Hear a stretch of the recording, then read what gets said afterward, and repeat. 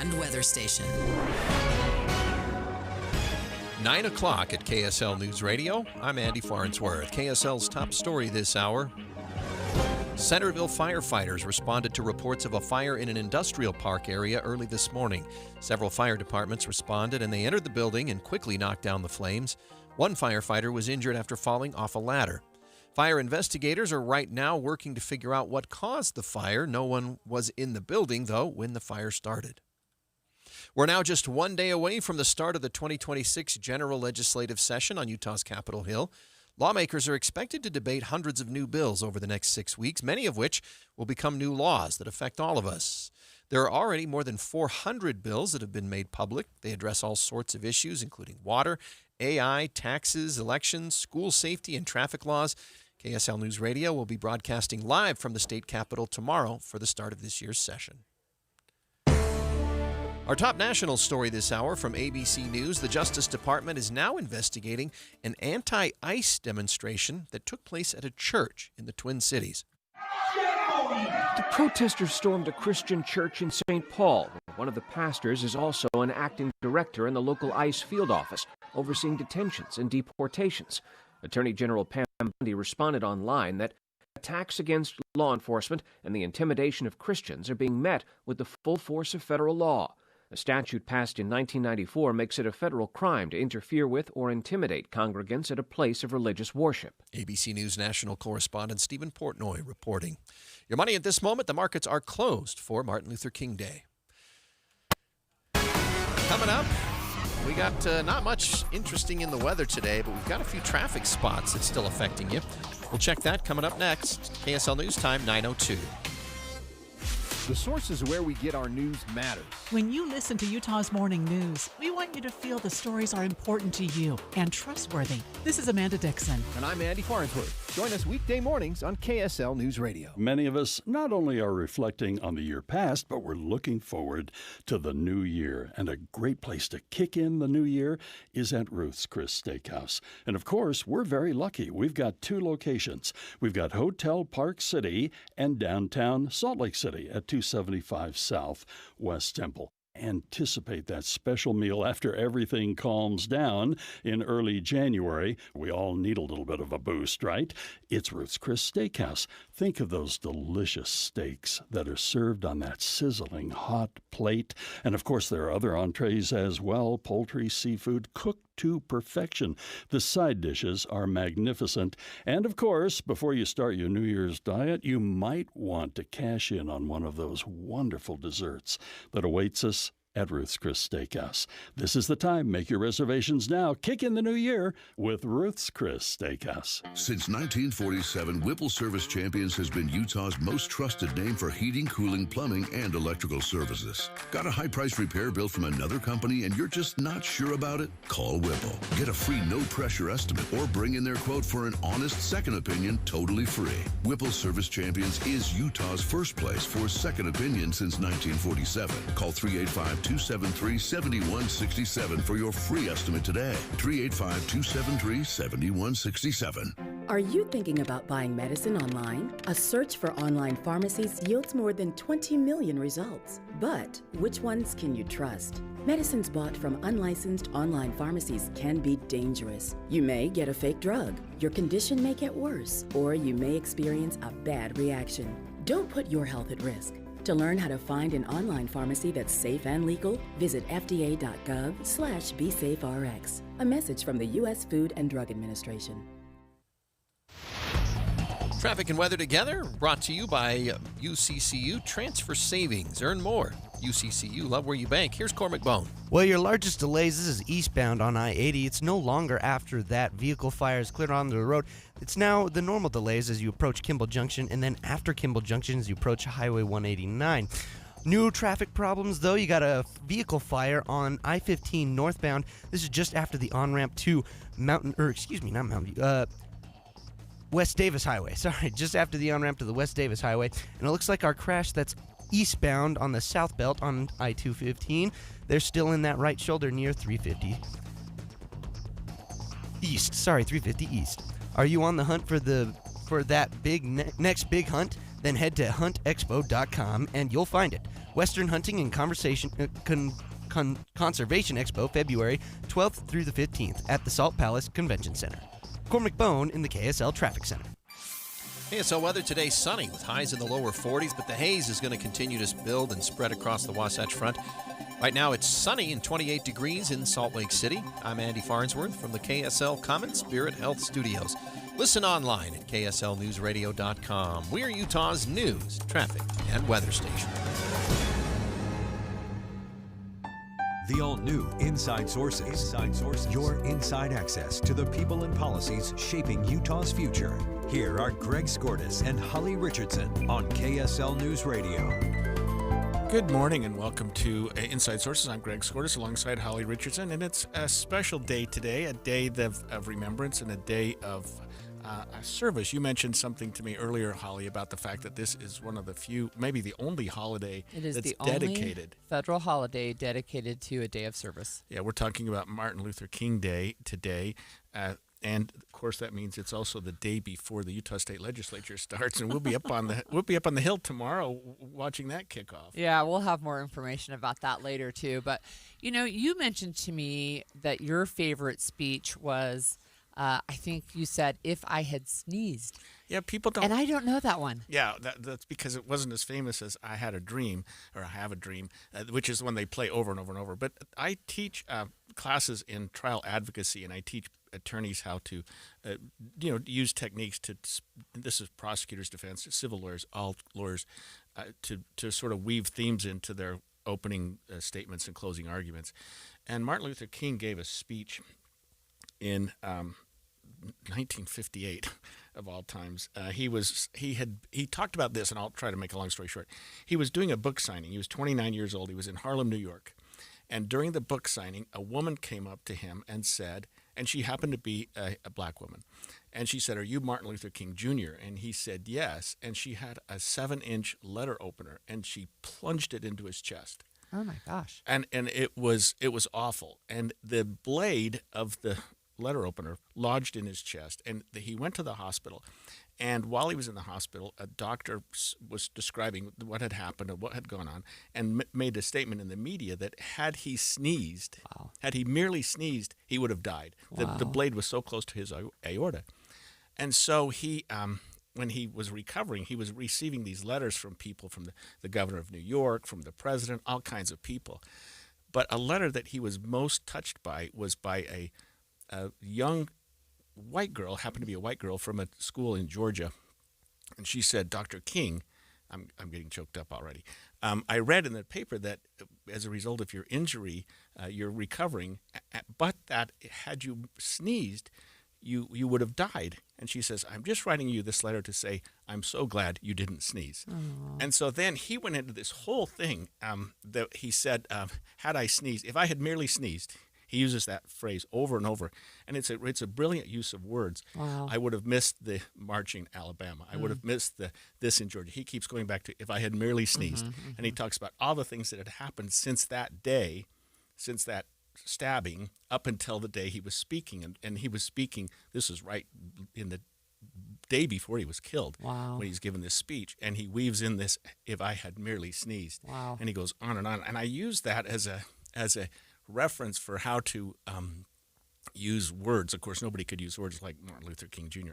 In my opinion, he was one of the greatest orators of our time, and I do use a lot of what he says and listen to his speeches as I try to develop speeches of my own. Of course, you can't compete with the man, but it was interesting, and that's the one. I play it every year on Martin Luther King Day. I'll play it today when we leave the studio. And it's one, if you get a chance, and even to our listeners, if you get a chance to listen to it, just ask, say, I want to hear the "If I Had Sneezed" speech by Martin Luther King. Wow. Because it's brilliant. It's just on such a weird phrase. You think about it. Yeah. If I had sneezed, you think, how is that an interesting phrase? Yeah. But when he's done with it, wow, it's powerful. Wow. That is, he was, you're right, he was a really great orator, but he was also, I think, well known for just, like, he would call out people that he felt like needed to be called out. Like, he called out clergy, he called out people within the black community who were standing by, the moderate white people who were not doing anything. I mean, there of course we know his I Have a Dream speech, but there are others as well. But I wanted to talk a little bit about the service projects that are underway in Utah. So there's one at Thanksgiving Point, and this is through it's officially the Martin Luther King Jr. Day of Service. They're doing a couple of things. They're assembling kits to help the Ronald McDonald House, which is basically a living facility for people who have children that are in a hospital. And then there's one for the 512 Foundation. So every kit includes a Thanksgiving Point STEM activity, and they have things going on right now. In fact, it starts in 20 minutes, 9:30 a.m. to 12 p.m. in two places, the Butterfly Biosphere Lobby and the Mountain America Museum of Ancient Life Lobby. If you want to go and volunteer there, you can. And then just looking at some of the things across the state, I found Utah State is doing community engagement. And one of the things about, you mentioned, it's the only federal holiday that also has service as an official component. So what they're saying is you're supposed to make it a day on to serve and not a day off, right? So Utah State had 4 projects over multiple days. The BYU has projects. The MLK Outreach Day on Monday, they've got stuff going on campus.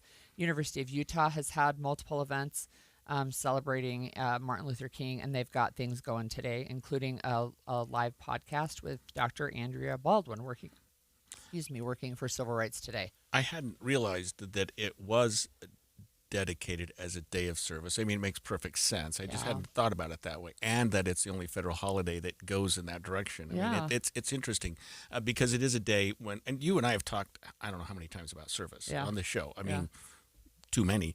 But never too many. Never. That's true. Never too many. But it's such an important thing, especially right now in our country and things that are going on. Just the idea of service. So, you say at Thanksgiving Point at 9:30 this morning. Yeah, 9:30 to noon. People can assemble kits. They're hoping to do more than 2,500. The Martin Luther King Jr. Human Rights Commission in Utah, that's an organization that has existed since 1991. Governor Norm Bangerter signed an executive order to establish it. And then Governor Gary Herbert reissued it in 2013. And then the Utah State Legislature codified it in a state statute during the 2019 session. So the Human Rights Commission, Martin Luther King Jr. Human Rights Commission, they have a website, and you have multiple activities that they have linked as well there. It is a national holiday. A lot of it is closed. I mean, I'm glad we're working today, just because I think it's important to talk about what's going on there. And people can say, people can go back and forth about their feelings about the Reverend Martin Luther King Jr. But he was certainly a great orator, and he was certainly had a message, although a lot of people didn't necessarily appreciate his message. Well, certainly not at the time. And I think that's one of the things that his daughter Bernice King, also Dr. Bernice King, she's with the King Center, and she says that often. It's like, you guys talk about my dad like you thought he was great in the 60s, but remember, people hated him, and then he was killed. So Oh, I remember being fearful. Yeah. In those, of course, in Really? the 60s, I was a kid, but I just remember seeing the marches and seeing what was going on and seeing the fights with law enforcement and whatnot, and thinking this is a bad time in our country. And looking back, it wasn't necessarily, but I just remember being fearful. Well, remember John Lewis, right? He was part of those marches when he was a young man, and was injured in one. I think it was the March to Selma, but he ended up becoming a congressman. Mm-hmm. And his kind of catchphrase, I think, was "get in trouble, good trouble." Yeah. Right. And it's not that they were rioting; it's that they were marching. Like the bus boycott lasted longer than a year. Just saying, look, we're not going to accept this, and the way we're going to show you is we're going to not use our dollars to pay bus fare, which is a form of peaceful protest, It is. which is what he talked about a lot. Yeah, that's right.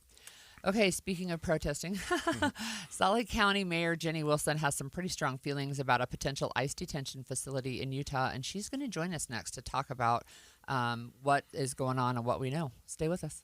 Are you looking to upgrade your home this year? Advanced Window Products is your local window and door manufacturer that sells direct to the public. That's right, celebrating 40 years serving Utah since 1986. And right now, it's the New Year, New Window Sale. Get $2,500 off when you buy 10 windows or more. Our windows are made right here in Salt Lake City. Sales and installation are all in-house, meaning no middleman markups. You get the most affordable, high-quality custom windows in the state. We build it, we install it, and we guarantee it for life. Every window comes with a lifetime warranty, labor, glass, and parts included, serviced by our local team, and the warranty is transferable to the next homeowner. Financing is available too. Save now, pay later, with payments as low as $150 a month. Buy local and support the local economy. Don't wait. Buy 10 windows or more and get $2,500 off. Beat the rush and call today. Call us at 801-850-9100. That's 801-850-9100. Or visit us at advancedwindows.com. I'm Ed Evans, CEO of Consumer Cellular. You know, the big wireless companies say they have discounts for people over 55. But unless you're willing to sit on hold and ask, you're probably paying more than you should.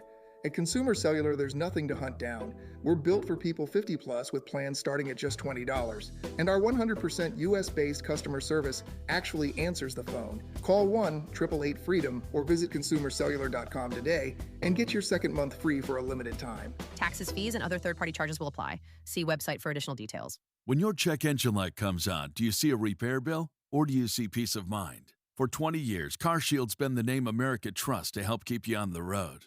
While other companies stop covering you when your car gets older, CarShield offers protection plans up to 200,000 miles. With over $1 billion in claims paid, we don't just promise protection, we deliver it. Don't let a breakdown break your budget. Get the flexible month-to-month coverage you deserve. Go to carshield.com. That's carshield.com today. Hi, I'm Utah tax attorney Jordan Wilcox. When the IRS invades your life, it's never good news. Keep in mind, it's not just you. I owed roughly $34,000. $61,000. When the IRS first contacted me, I was horrified. When they start hounding you and harassing you and assaulting you. Don't face the IRS alone. With everything in your life at stake, don't trust just anyone. From what I got told was being done in a matter of 2 years, he had done in a matter of like 48 hours. It's a great thing to have the IRS off your back. We have reduced our tax liability by over $42,000. Once I signed on with Jordan, I never talked to the IRS again. It changed our lives. You need someone to fight for you. Visit endtaxworry.com and get relief today. Let's solve your tax problems now. Visit endtaxworry.com. That's endtaxworry.com. Every 2 minutes, an American is sexually assaulted. The majority of victims know their attacker. It could be your friend, your neighbor, or someone you met at a party. If you said no, it's rape, and it's a crime. This is Christina Ricci with RAINN. Call the National Sexual Assault Hotline today at 1-800-656-HOPE or visit rainn.org. That's RAINN.org. Brought to you by RAINN and this station. Hey, Utah! Are you ready for the Utah Mammoth to hit the ice? From game-winning goals to behind-the-scenes moments, Mammoth Plus brings the action to you all season long. Whether you're at home, on the go, or in the stands, don't miss a single shift. Visit UtahMammothPlus.com and start streaming today. That's UtahMammothPlus.com. Every game, every goal, live on Mammoth Plus. When it comes to vaping, the truth can get clouded. So let's make it clear. Vaping is not safe for kids, teens, or young adults. It's just not. Because vaping can put microscopic particles into your lungs. And dangerous things like metals and volatile organic compounds into your body. And nicotine, the same highly addictive substance found in regular cigarettes. Nicotine can harm a person's brain development through their mid-20s. Affecting learning, memory, attention, and impulse control, and priming the brain for other addictions. Vaping products also come in kid-friendly flavors that can make them appealing to youth. And many kids also use other drugs, like marijuana, in vaping devices. With appealing flavors, high nicotine levels, and lots of promotion on social media, many kids think vaping is harmless, but it's not. So talk to your kids about the risks of vaping, because when you talk, they hear you. For more information, visit underagedrinking.samhsa.gov. Inside Sources. I have to admit, for the last 4 or 5 days, I've been out of the loop a little bit, skiing with family Lucky and you. friends. And I will say that the Utah ski conditions are better than you might think. But I was surprised to come back and hear about, and maybe it's rumor, I don't know where it is, our guest will help us with this, about a facility, a warehouse on 10th West and 10th North and 68th West here in Salt Lake that is being considered as an ICE detention center. And Holly, you mentioned that they thought it could house as many as 7,500 individuals. That's a crazy high number. It's more than the number of people in the correction. I think it's more than we have in all of the jails and the prison in Utah combined. That's wild. So to help us break down this rumored facility, we have Salt Lake County Mayor Jenny Wilson on the line with us. Thank you for joining us, Mayor. Good morning. Thank you. Can you just tell us, first of all, what is happening here? What do you know? Well, I received word, and others did in the community, that there was potentially a tour at a facility. You just listed the address, the northwest quadrant of Salt Lake City, people potentially looking at this particular building, and there seems to be some evidence that those folks are affiliated with Homeland Security in some way, and still unpacking this, and of course I have concerns. Mayor, do you know what the building is or has been, or what? I assume it's vacant now, but do you have any idea what its history is? Yeah, it seems to be a newer building, and there are other buildings on site. And the purpose of the building is warehousing, processing of goods, that type of building. And again, this is all new news, and I've been trying to unpack and work on this over a holiday weekend. But it seems that particular area of Salt Lake City is a distribution site, goods processed, what have you. Mayor Mendenhall did put out a statement that the building is not built for or zoned for, maybe zoning's the wrong term, but it was not built to house people, so there are limited, utilities, sewer access, and maybe not enough capacity, that type of challenge with this particular building. So I appreciate that Salt Lake City is recognizing that even if this is of interest, there would be some barriers to get this up and running. So, Mayor, I have seen both your statement. I've seen statements from Senator Luz Escamilla and Representative Angela Romero, and it sounds a little bit like this was flying under the radar, and now all of a sudden legislative and municipal leaders are just hearing about it. And I am wondering how could this be something that could actually happen without governmental approval? Well, I think what's most important is that we understand what's going on, and then we can react. And I've made a series of phone calls. People are calling me, having Republican business leaders call me, saying, wow, no. You mentioned the potential number. I've got to think that that's an error. I can't imagine rounding up 6,500 people in this community, the heart of our capital city, when right now, as you pointed out, we incarcerate in the state system alone around 6,000. So this is really alarming and concerning. I don't know. I mean, we've seen a more aggressive ICE operation under this administration compared to the Biden. We've seen situations unfolding and continuing to cities like Minneapolis. Greg, the rule of the law and how our system should work, and this isn't it, what we're seeing nationally. So those are the reasons I have concerns. We're a state that welcomes people. We also want a stronger border. We don't want open borders. I personally believe in a path to citizenship for people who have been here a long time, DACA protections. We don't want to break up families and leave children alone. Chaos in community makes everything else we do harder, not to mention the fear of people at this very moment over these types of proposals. Can you tell our listeners, Mayor Wilson, what level of communication you and Mayor Mendenhall have had with authorities about this, or are you just hearing about it as the rest of us are? Well, the tour took place on Friday, and again, we're just going into celebrating today Martin Luther Jr. Day today, Martin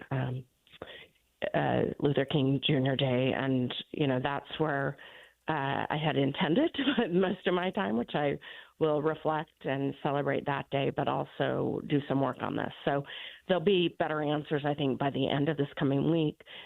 Again, there are many conversations happening from business leaders, and we're trying to better understand really how baked this is, if this is a concept. There is interest in this building. I've been able to confirm that. Is there any discussion about alternatives for a detention facility in Utah in general? And does local government have the power to stop this? Well, if you look at how our system is working right now, it seems we have a federal government, an administration that is overreaching in many ways, and we've seen that in other communities. So my hope is that across party lines, we can come together as elected officials and work to stop this. The system seems to be working for our Western states. I don't believe that other Western leaders, whether they're a Democrat or Republican, are saying, wait a minute, we want to change our ICE system. I don't hear that in Utah. So if it seems to be working, why would we take another step? Our community is very dependent on a Latin Hispanic workforce. We look at doing big things in this state. We're always looking for the next opportunity to expand, to grow our economy. And I think that's one thing that's overlooked. I certainly don't want to defend people who have acted in a criminal manner. We should prosecute, we should put them behind bars, and we should do it following the rule of the law. So there are criminals in this system, but most of the people who are potentially targeted are hardworking members, sometimes in mixed families. I'll acknowledge that in terms of their legal status. Many have been here for decades. I would ask them to come forward, to pay a fine, and to get more integrated into our system. And depending on the situation, provide access to long-term residency so we can live even more without fear, given religious involvement, our family situations, the importance of this workforce. And, anytime we're divided by gender or our ethnicity or our backgrounds, we're a weaker community. And I'd like us to get back to rule of law and operating with respect and holding people accountable. But ripping families apart and leaving children alone is not that. We're speaking this morning with Salt Lake County Mayor Jenny Wilson. And on a slightly different subject, Mayor, can you tell our listeners what is happening today in Salt Lake County as it relates to Martin Luther King Day celebration, if there's anything going on in particular that you might be involved in? Yeah, there are many celebrations. I appreciate every year the NAACP celebrates the day. I feel really honored to have received the Rosa Parks Award in the past. And additionally, there's walks. And I think it was mentioned earlier in your broadcast, reflecting this day as a day of service and involvement. And that's what I'm doing today, is providing a little more action than just words. I think it's a day where one should support neighbors, friends, and really reflect on the vision of Martin Luther King Jr., his legacy, and the call for a society that I fear right now is waning. This idea that we can live well together regardless of our background, celebrate each other, and strengthen our community in that way. Thank you, Mayor. That was Salt Lake County Mayor Jenny Wilson joining us on a very busy day for her, no doubt. When we come back, we are going to follow up on something she just mentioned, and that is some of the things going around our state to honor Martin Luther King on this day. And joining us to talk about the importance of that is Janetta Williams, president of the NAACP Salt Lake City chapter, when we come back. 9:30 at KSL News Radio. I'm Andy Farnsworth. KSL's top story this hour: a pedestrian has died after being hit by a truck in Mill Creek. It happened near 3900 South and 1100 East on Sunday. Police say the pedestrian was not in a crosswalk, and the investigation is ongoing. The family of a teen boy brutally murdered confronted his killer in court and says their hope is their words will stick with him for the rest of his life. Samantha Van Treese tells KSL she made sure to look Rowdy Lee Aguilar in the eyes when she read her victim impact statement, calling him a monster who had been a trusted friend of her brother, Ivan Nick Vateknik, after the death of their parents. Things that I knew would hit him in his chest, because ultimately that's what I wanted. I wanted him to feel that again. I don't want him to forget. Aguilar commented after the statement, saying Nick hadn't hurt him and he apologized. He has been sentenced to an indeterminate term of 25 to life in Utah State Prison for aggravated murder. Our top national story this hour from ABC News: European allies are uniting against the U.S. as the president ups his pressure campaign to take Greenland. Trump now warning 8 key NATO allies, including Denmark, France, Germany, and the United Kingdom, that they will face tariffs, starting with 10% in February, until a deal is reached for the complete and total purchase of Greenland. Nearly 30 European ambassadors holding an emergency meeting Sunday. Allies now flocking to Greenland's defense. ABC News Chief White House correspondent Mary Bruce reporting. Your money at this moment: the markets are closed for the Martin Luther King Jr. holiday. Coming up, it looks like some of our traffic troubles have been cleaned up, but we've got a few other crashes to update you on. Traffic and weather is next. KSL News Time, 9:31. Mornings are for recharging. And they're for starting your day right. We volunteer to join you in the car. Get news and weather at 102.7 FM during the most important part of your day. Andy and Amanda, each morning between 5 and 9 on KSL News Radio. If you've ever set New Year's resolutions before, you know how difficult it is to follow through because you have to wait to see the results. What's up, everybody? I'm Mike Wilson with Any Hour Services, and in honor of your New Year, New You resolutions, Any Hour Services is having our New Year, New System sale. From now until the end of February, Any Hour Services will give you $2,026 off a new furnace and air conditioner. And you don't have to wait to save the money. You get $2,026 off at the time of purchase. The only thing you have to do to qualify for our New Year, New System sale is call Any Hour Services and schedule a free estimate. When you call, there's no obligation to buy. Just schedule a time to meet that works best for you. Let me say that again. From now until the end of February, when you have Any Hour Services install a new furnace and air conditioner, we'll give you $2,026 off. Call Any Hour Services right now and schedule a free estimate. 801-443-7400. You can Google Any Hour Services. You can even schedule online at anyhourservices.com. No one helps more homeowners than Any Hour Services. At Uline, the prevailing opinion is, if you don't live it, you don't believe it. The people at Uline believe in hard work, and they live it by being there 24/7 to answer your call, having 41,000 items in stock, and offering same-day shipping from 12 locations across North America. Business owners, sellers, buyers, shippers, and packers believe it. Uline is the hard-working, dependable source for your shipping and industrial supplies. Visit uline.com. Pro Savings Days are on at Lowe's. Get up to 35% off select major appliances. Plus, My Lowe's Pro Rewards members get an additional 5% off when you buy 5 or more select GE, Whirlpool, and Electrolux kitchen or laundry major appliances. Lowe's, we help, you save. Valid through 1/23. Discount valid to My Lowe's Pro Rewards members only. Exclusions and other restrictions apply. Selection varies by location. While supplies last. See associate or Lowe's.com for details. Loyalty program subject to terms and conditions. Visit Lowe's.com/terms for details. Subject to change. Welcome to guided meditation. Close your eyes. You're at the beach. The seagulls are calling. You take out your iPhone 16e you got from Cricket and use Apple Intelligence to clean up that selfie you just took. It's a good one.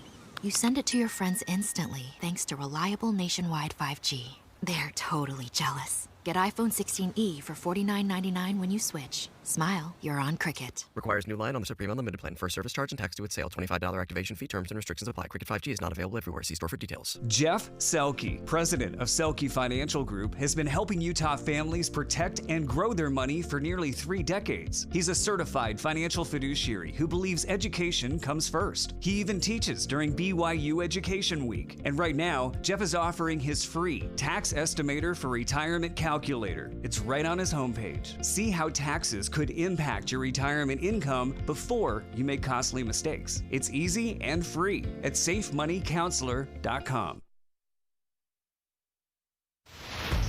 Traffic and weather together on KSL News Radio, brought to you by UCCU. Supercharge your savings at uccu.com. Let's check in with Cormac Bone. Well, you got a couple of crashes in Ogden. The first is on the on-ramp, southbound I-15 at 24th Street.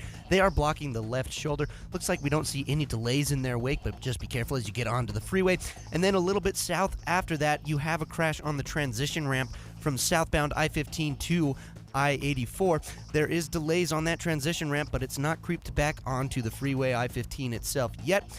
And otherwise, it looks like a couple of our crashes have cleared out. The vehicle fire on northbound I-15 at West Davis Highway, that's cleared off the road. And it looks like our crash on the South Belt I-215 eastbound near 350 East, that's also cleared off the road. All your freeways looking pretty good right now across the Wasatch Front. Are you tired of dealing with missing teeth? Are you ready to ditch the dentures? The experts at Stubbs Dental can change your life with dental implants. Get started at stubbsdental.com today. Cormac Bone in the KSL Traffic Center. KSL weather forecast for today. Sunny with highs in the lower 40s, but that haze is still going to stick around. In fact, it's going to build and maybe even spread a little further across the Wasatch Front. Right now, it's 30 degrees in Salt Lake City. I'm Andy Farnsworth from the KSL Common Spirit Health Studios. Listen online at kslnewsradio.com. We're Utah's news, traffic, and weather station. The all-new Inside Sources.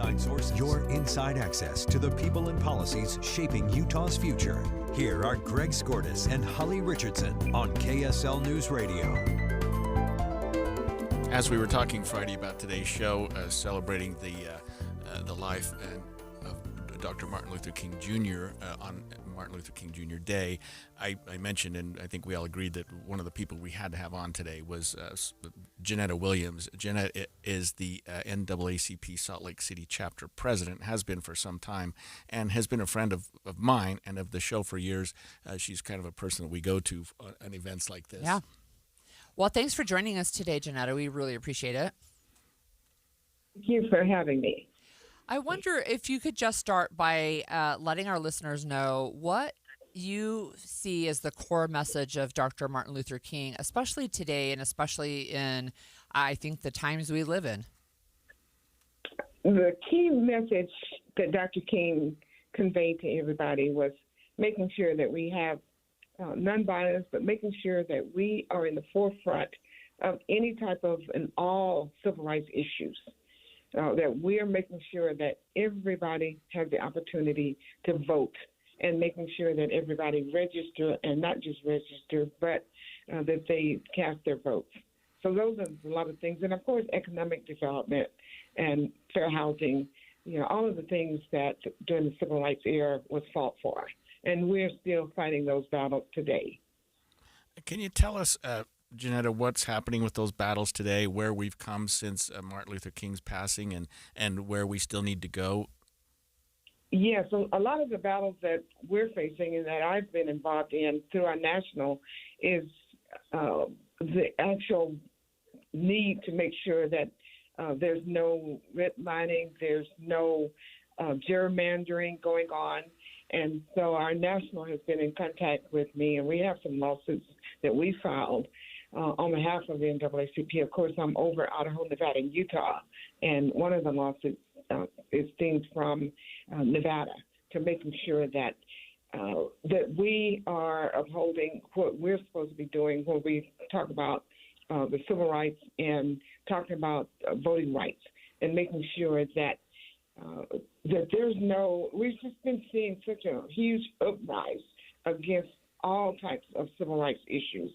And so we've been out there in the forefront the years being since 1909, but most recently, especially with this last administration, to be honest.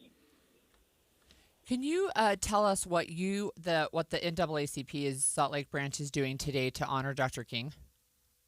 Yes, what we're doing is this is our 42nd annual Dr. King Luncheon, Memorial Luncheon, and this year it's at the Marriott City Creek Hotel Ballroom at 75 Southwest Temple. Our speaker is from the Brennan Group, and if you haven't heard of the Brennan Group, please look that up. They do a lot of different researches on civil rights, and it's BRENNAN, Brennan Group. Our speaker is Dr. Corinne Creighton, and our award recipient for the Dr. King Award is Senator Luz Escamilla, and the award recipient for the Rosa Parks Award is Michelle Loveday. We have roughly about 20 first responders that we are recognizing for their work, including the 2 officers that were killed in August in the line of duty. And we have 21 scholarship recipients from different colleges and universities and 1 high school student here in Utah. Is this an event, Janetta, that's open to the public? Are there people that can still attend that?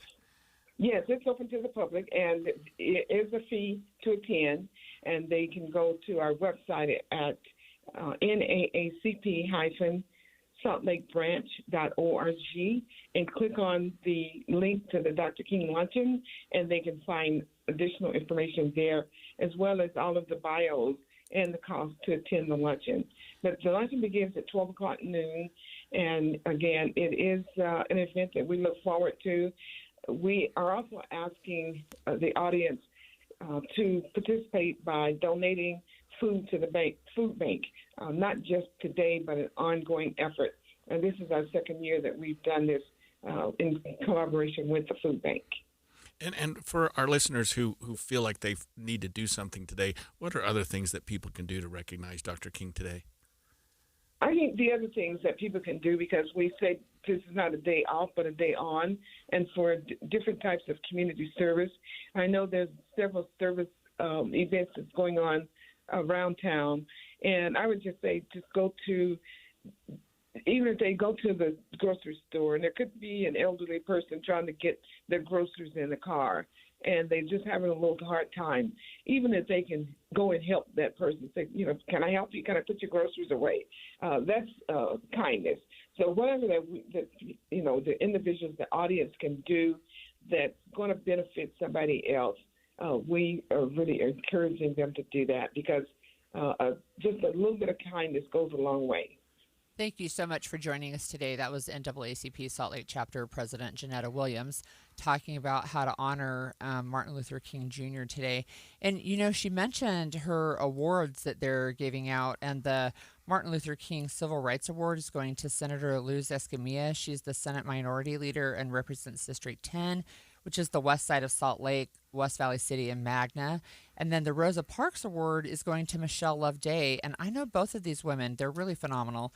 Michelle Loveday is a Utah educator, and she supports students, educators, and families trying to make sure that all students get equitable learning opportunities. And she also mentioned that there is going to be some honor given to the 2 officers that were killed. I assume she's talking about the Tremont and Garland police officers that were Sergeant killed in the Lee Daniels and Officer Eric Estrada. They have first responder awards, and so they are giving some of those out as well as scholarships. So a great event, and and let's hope it's well attended. I mean, and I appreciate Janetta joining us on a very busy day. She and the mayor, Jenny Wilson, I'm sure, have up to their ears today in things that are going on. So getting people to join us this morning has been difficult, but they've been incredibly generous with their times. Yeah, they really have. And again, Martin Luther King Day is the only federal holiday recognized as an official day of service. And Janetta mentioned that part of the service that they have will actually be at the luncheon, where they're collecting food donations for the Utah Food Bank. She mentioned that it's the 42nd annual luncheon. So it's been going for a while, hasn't it? It's been a long time. You don't think about this event as having occurred 42 or more years ago, the assassination of Dr. Martin Luther King Jr. and the honoring that has been going on since that time. 42nd annual. Boy, that dates me quite a bit. Well, we've been talking about this, but the 2026 legislative session starts tomorrow, Greg. And we are going to be on the Hill tomorrow, you and I, and our whole team. In fact, coverage starts up there at, I think, 5 or 6 o'clock in the morning and goes all day. But we'll be there for our show, and we're going to talk about what that will look like when we come back after this break. Tim Jr. here from RGS Exteriors. Did you know that we offer 3 distinct styles of gutter protection? Each one meant to handle a specific leaf problem. You might not even know there are different styles of gutter protection, but there are. And if you pick the wrong one, it could be a huge waste of money. Now, the big gutter guard companies won't tell you this. They try to sell you a one-size-fits-all gutter guard. And it could be completely wrong for the amount and types of trees and leaves you have. Not RGS Exteriors. We understand which kind of leaf problem needs which kind of gutter guard. We'll do an in-depth evaluation to assess the types, locations, and numbers of trees in your yard. Based on that data, we match your home to the right gutter guard. So don't risk wasting money on the wrong gutter protection. For a free evaluation and estimate, call RGS Exteriors at 801-280-3110 or visit rgsexteriors.com. That's 801-280-3110 or rgsexteriors.com. At KSL News Radio, we have a 30-year legacy of honoring Utah teachers, but we can't do it without your help. Please tell us about an important teacher in your life on the KSL Teacher Tribute Wall, presented by Cypress Credit Union. Each month, one lucky teacher wins a $500 gift card from Cypress Credit Union, a $250 gift card to Harmon's, plus season tickets to Hale Center Theater. Say thanks to your teacher today at kslnewsradio.com/teacher from Cypress Credit Union and KSL News Radio. If you've ever wondered how to create predictable income for your retirement, and further, how to make it tax-free, we invite you to join us for the Tax-Free Retirement Show, Saturday afternoons at 5. And also to learn about the Retirement Income Maximization Strategy, or RIMS report. You can learn more at rimsreport.com, that's RIMS report.com, or join us Saturday afternoons at 5 for the Tax-Free Retirement Show. Are you living with dry AMD? If so, you could be on the road to geographic atrophy, or GA, a condition that leads to retinal cell death and permanent vision loss. But with Izervay, you can slow it down and get it going slower. Izervay slows GA progression by targeting a key source of retinal cell death, which may help preserve your vision longer. Izervay, or Avastin Captid Pegol, is a prescription eye injection used to treat GA. Don't take it if you have an infection or active swelling in or around your eye. Izervay can cause eye infection, retinal detachment, or increased risk of wet AMD. Izervay may temporarily increase eye pressure. Your vision may be impaired after an eye injection or exam. Don't delay. Ask your doctor about Izervay today. Izervay gets GA going slower. Visit Izervay.com. That's IZERVAY.com. Paid for by Astellas Pharma. I don't typically make New Year's resolutions, but this year I need a change. I need to get healthy, work out, lose some weight, and get back on track. But figuring out what to eat is my biggest issue. I need to eat the right food so that I stay full and have energy all day long. I know the solution: Omaha Steaks. Starting the year strong is easier and more delicious with premium portioned proteins from Omaha Steaks. From handcrafted USDA certified tender steaks to gourmet burgers, versatile chicken and pork, seafood, and more. They have an unmatched variety of high quality proteins that everyone loves. And when you deserve that cheat day, and we all do from time to time, they also offer desserts and easy to prepare comfort food. Support your fresh start with high-quality proteins from Omaha Steaks. Let Omaha Steaks deliver high-quality proteins right to your door. Visit omahasteaks.com and get an extra $35 off with promo code SKY at checkout. That's OMAHA steaks.com, promo code SKY. Terms apply. See site for details. I'm Andrew Saul, Commissioner of Social Security. I'm here to warn you about telephone scammers pretending to be government employees. Some of these scammers may say threatening things like you will be arrested if you don't make payments or provide personal information. Do not fall for these tricks. These calls are not from us. Real Social Security employees will never threaten you for information or money. If you receive a call like this, hang up. Never give the caller your personal information, like your Social Security number or bank account, or send money in any form, cash, gift cards, wire transfers, or prepaid debit cards. Report the call to our law enforcement arm, the Office of the Inspector General, at oig.ssa.gov. Share this information with your friends and family.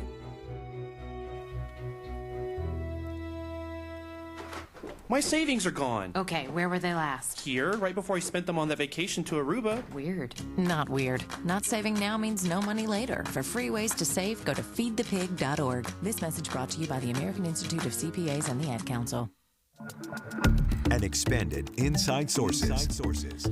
Well, today being Martin Luther King Day means tomorrow is the kickoff to the Utah legislative session. It is the 2026 legislative session, and we're going to be up there on the Hill early tomorrow. I've been on the Hill for the legislature just a couple times, but you have been there quite a bit more than I have.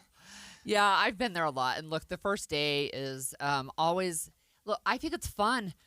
They're literally have opening ceremonies, and they'll have some pomp and circumstance, and there are some official things that they have to do, like they have to notify the governor and lieutenant governor that they're organized and prepared to do business, which is super interesting, right? And then at the end of the session, they say, basically we're done.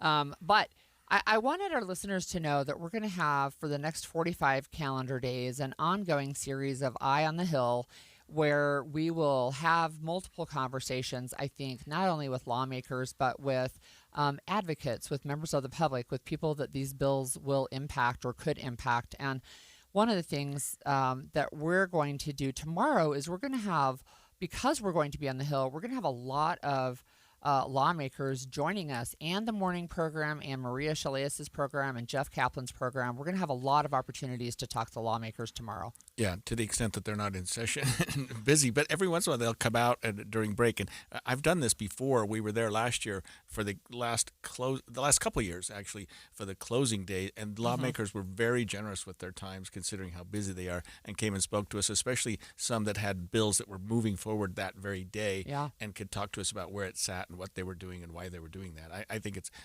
to me, being a geek about this kind of stuff, I know, right? I can't wait for tomorrow. I think it's going to be a lot of fun. So, and we're going to cover a lot more than just the legislature, but yeah, we're going to be up there. Well, tomorrow we're covering the legislature, but we're going to have Speaker Mike Schultz join our show, but President Stuart Adams, the Senate President, he's going to join the morning news show tomorrow.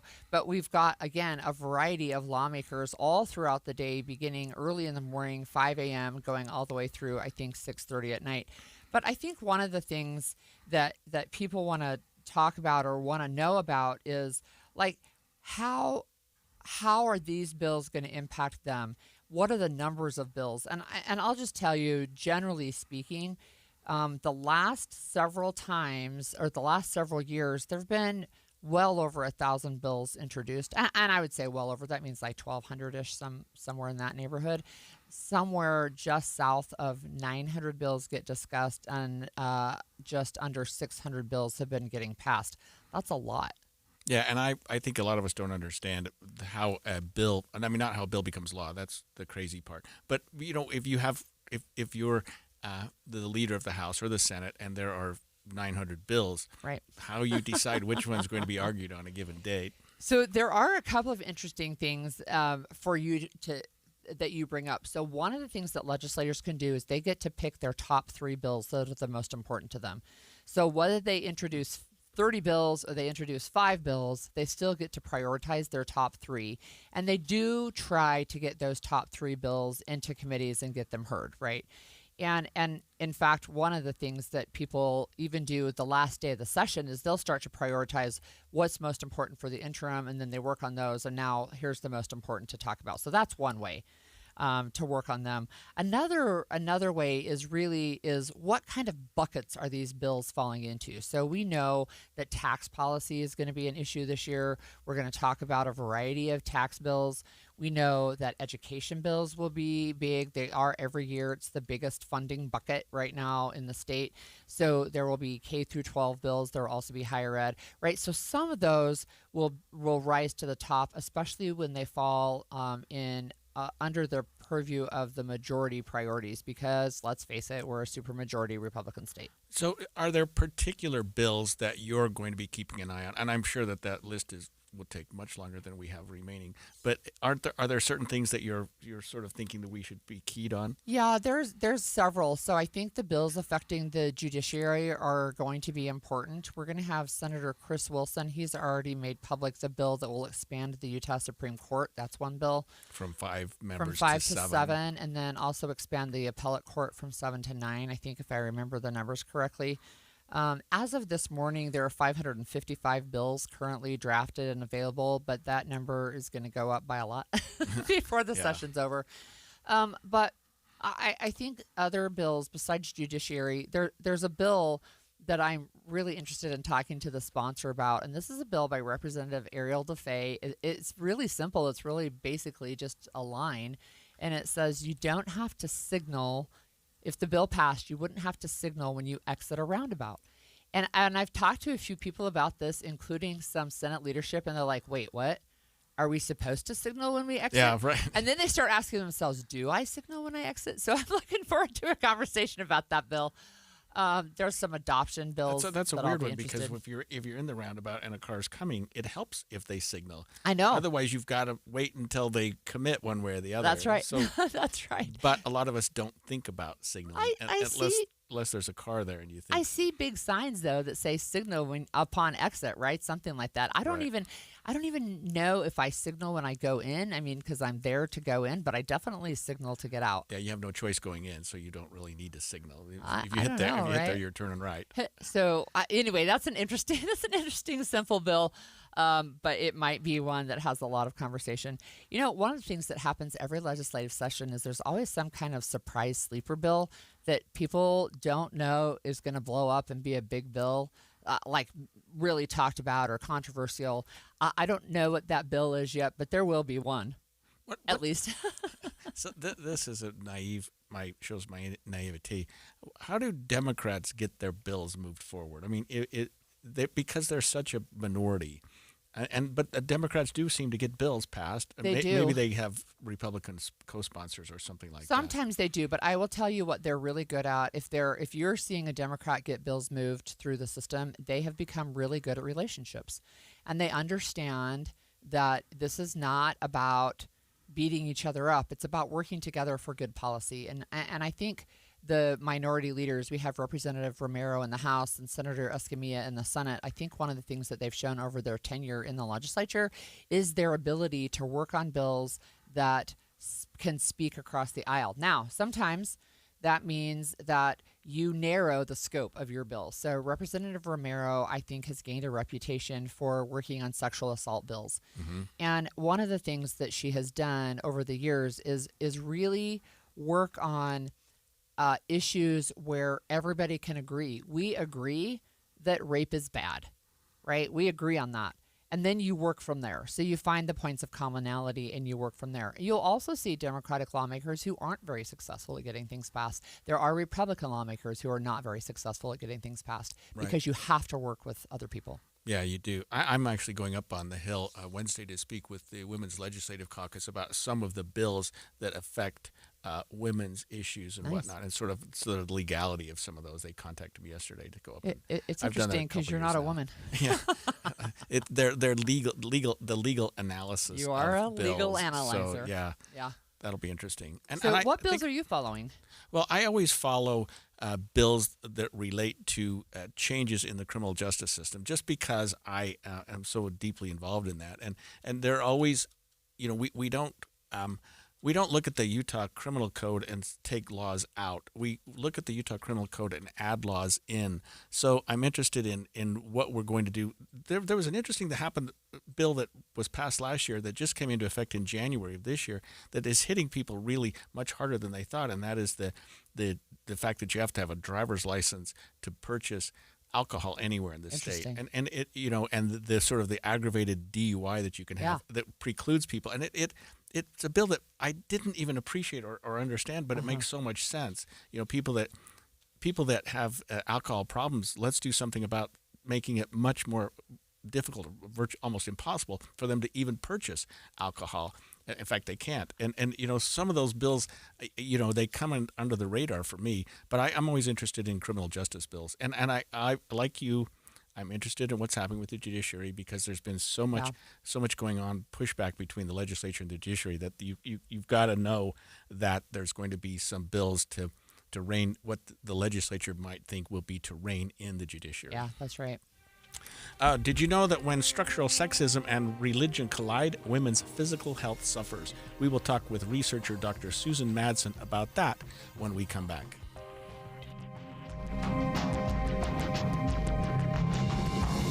KSL FM Midvale. KSL Salt Lake City. From the KSL Common Spirit Health Studios, this is KSL News Radio. Utah's news, traffic, and weather station.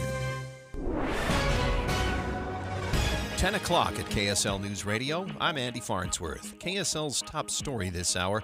A 14-year-old girl has died, and several other teens ended up in the hospital after their side-by-side rolled in Utah County. Police say this happened in West Mountain, an area west of Payson, on Friday night. Police with the Utah Department of Natural Resources say the 14-year-old girl ended up passing away, while 3 other teens on the vehicle ended up going to the hospital.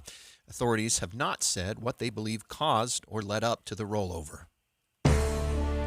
Our top national story this hour from ABC News. A search is underway for a gunman who opened fire inside an iconic New Orleans restaurant, killing 1 and wounding 3. Dookie Chase has been a mainstay in the Treme section of New Orleans for over 70 years. On Friday, a man ran through the front door. He was being shot at as he was trying to escape. New Orleans Police Superintendent Dan Kirkpatrick says the 19-year-old victim, identified as Kareem Harris, may have worked at Dookie Chase. And that's why it was probably a safe place he was thinking he was running into to take shelter. Harris was killed and 3 tourists were wounded, 1 critically. Police are studying security video from nearby businesses as they try to identify a suspect.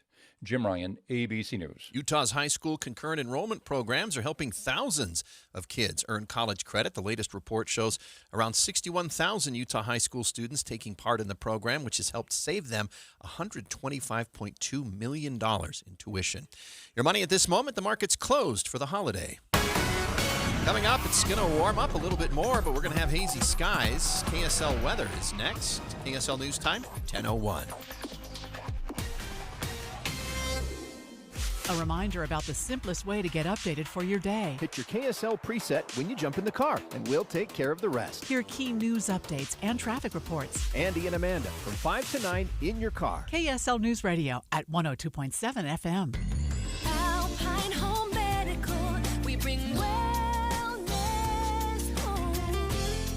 Hi, I'm Jay Broadbent from Alpine Home Medical, and I'm humbled to win Utah's Best of State for 2025 for the 15th year in a row. After 28 years, we're all about you. Over 1,700 5-star Google reviews and a 4.8 customer satisfaction score to prove it. We'll keep working hard for you. I've spent this year advocating with lawmakers for better Medicare reimbursement, ensuring you always have the best access to medical supplies you need. From Idaho Falls to St. George, our 11 stores are your home for comfort. When you hear Alpine Home Medical, think of that best of state experience every single time. Visit us online at alpinehomemedical.com. That's alpinehomemedical.com. Alpine Home Medical, we bring wellness home.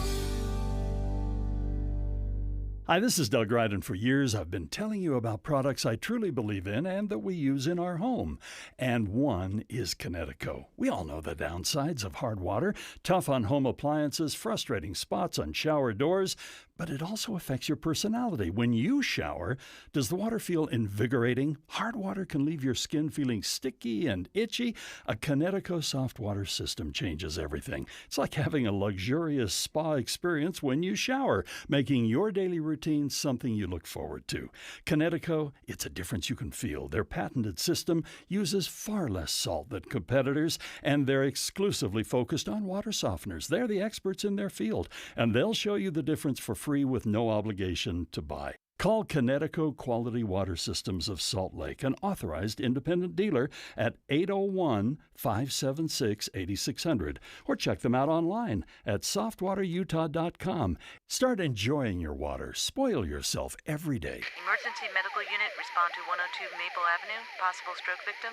When stroke occurs, you have 60 minutes to win or lose the race of your life. There are new treatments, but you must get to a hospital fast. If you suddenly feel weakness on one side, have trouble speaking, walking, or seeing, it could be a stroke. Call 911. Get to a hospital. Because how you spend the next 60 minutes could determine how you spend the rest of your life. Stroke. Know the signs. Act in time. A message from the National Institute of Neurological Disorders and Stroke. Traffic and weather together on KSL News Radio, brought to you by UCCU. Transfer savings, earn more. UCCU, love where you bank. Cormac Bone? Yeah, your issues are in Ogden. First, on the on-ramp to southbound I-15 at 2700 North, we have a crash blocking the right shoulder. It looks like it's a semi off in that right shoulder. So again, be careful as you get onto the freeway.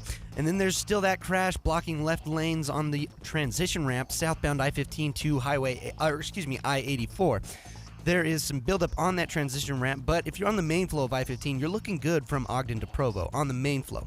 And we also have a crash. This is in Ogden Canyon Road. It's getting delays both directions near milepost 11. Step aboard history, walk through recreations, see real artifacts, and feel the legacy of Titanic, the exhibition. Open now at the shops at Southtown in Sandy. Tickets at thetitanicexpedition.com. Cormac Bone in the KSL Traffic Center. KSL weather forecasting a high of 42 degrees today with sunshine and building haze, 46 tomorrow, and the temperature keeps rising through Thursday. Right now, it is 30 degrees in Salt Lake City. I'm Andy Farnsworth from the KSL Common Spirit Health Studios. Listen online at kslnewsradio.com. We're Utah's news, traffic, and weather station. The all-new Inside Sources. Your inside access to the people and policies shaping Utah's future. Here are Greg Skordas and Holly Richardson on KSL News Radio. So this headline really caught my eye, and it is really when religion and sexism collide, women's health suffers. So the article was written by Dr. Susan Madsen, and it was published in the Salt Lake Tribune over the weekend. And one of the things that is interesting about this, especially, is that sometimes we see health benefits with higher religiosity, but in some circumstances, we see the opposite. And so Dr. Madsen, who leads the Utah State University Women in Leadership Project, did I get that all right, Susan? Yes, you did. She has done so much research in this area for so long that I wanted to have her on and talk about. Tell us what you're seeing with this intersection between sexism and religion, and then women's health. Well, I wrote this piece because I read an international scholarly article that really connected the dots. And you know, I've studied sexism for a long time. I never planned to study it. I love women's leadership, but realized that I had to get into this sexism to really understand some of the barriers. And so I read this piece in the last couple of months that linked the sexism piece with religion, which typically there's more sexism with religion, and then that connection to actual physical and emotional help. And that a big light bulb came on to me in my brain, and I just thought that was something that most of us don't think about, Holly. I mean, we just don't think about it, and there is a connection. Can you tell us what was studied, what you were looking at here, and without naming religions or whatever, but what was that you're really looking at here? Well, I looked at really at structural sexism. So sexism in general refers to beliefs and behaviors that treat someone differently because of their sex, and we know that in more conservative environments that really happens even more. But structural sexism is defined as the rules, practices, and systems that consistently give men more power and resources than women. And so this study really looked at that structural sexism at three levels: at the macro level, at the meso level, which are organizations and so forth, and then at the micro level, which is individual people's, women's internalized roles and sexism as well. And so the research at all three of those levels looked at health. And this was quite a large study and looked at health outcomes across the United States. And what they found is, I'm assuming you want me to go there and give. Yes, please. Okay. What they found is at that macro level. So that's just things like, economic inequality, like there's weak pay equity laws, lack of paid family leave, those kinds of things, that when states that have more of those macro level structural sexism actually have lower outcomes for women. And interestingly, one element, it gets kind of deep, but in one element, there's lower health outcomes for men too. So that was interesting. But at the meso level and at that micro level, women really had lower, not just mental health, but physical health as well. And so those are really interesting things. And you kind of have to get in deep to understand that structural sexism at each. But the big takeaway for me when I read this article is there really is a connection between societies, and that's where religion comes in. So typically when you have more religious societies, you have a bigger power gap between men and women. And that is where the sexism connects to religion. Susan, I'm wondering if you could tell us a little bit more about the physical health impacts to women who are finding themselves in this spot. Well, they really looked in this study at physical functioning, at poor self-rated health, and even at the level of chronic conditions among residents.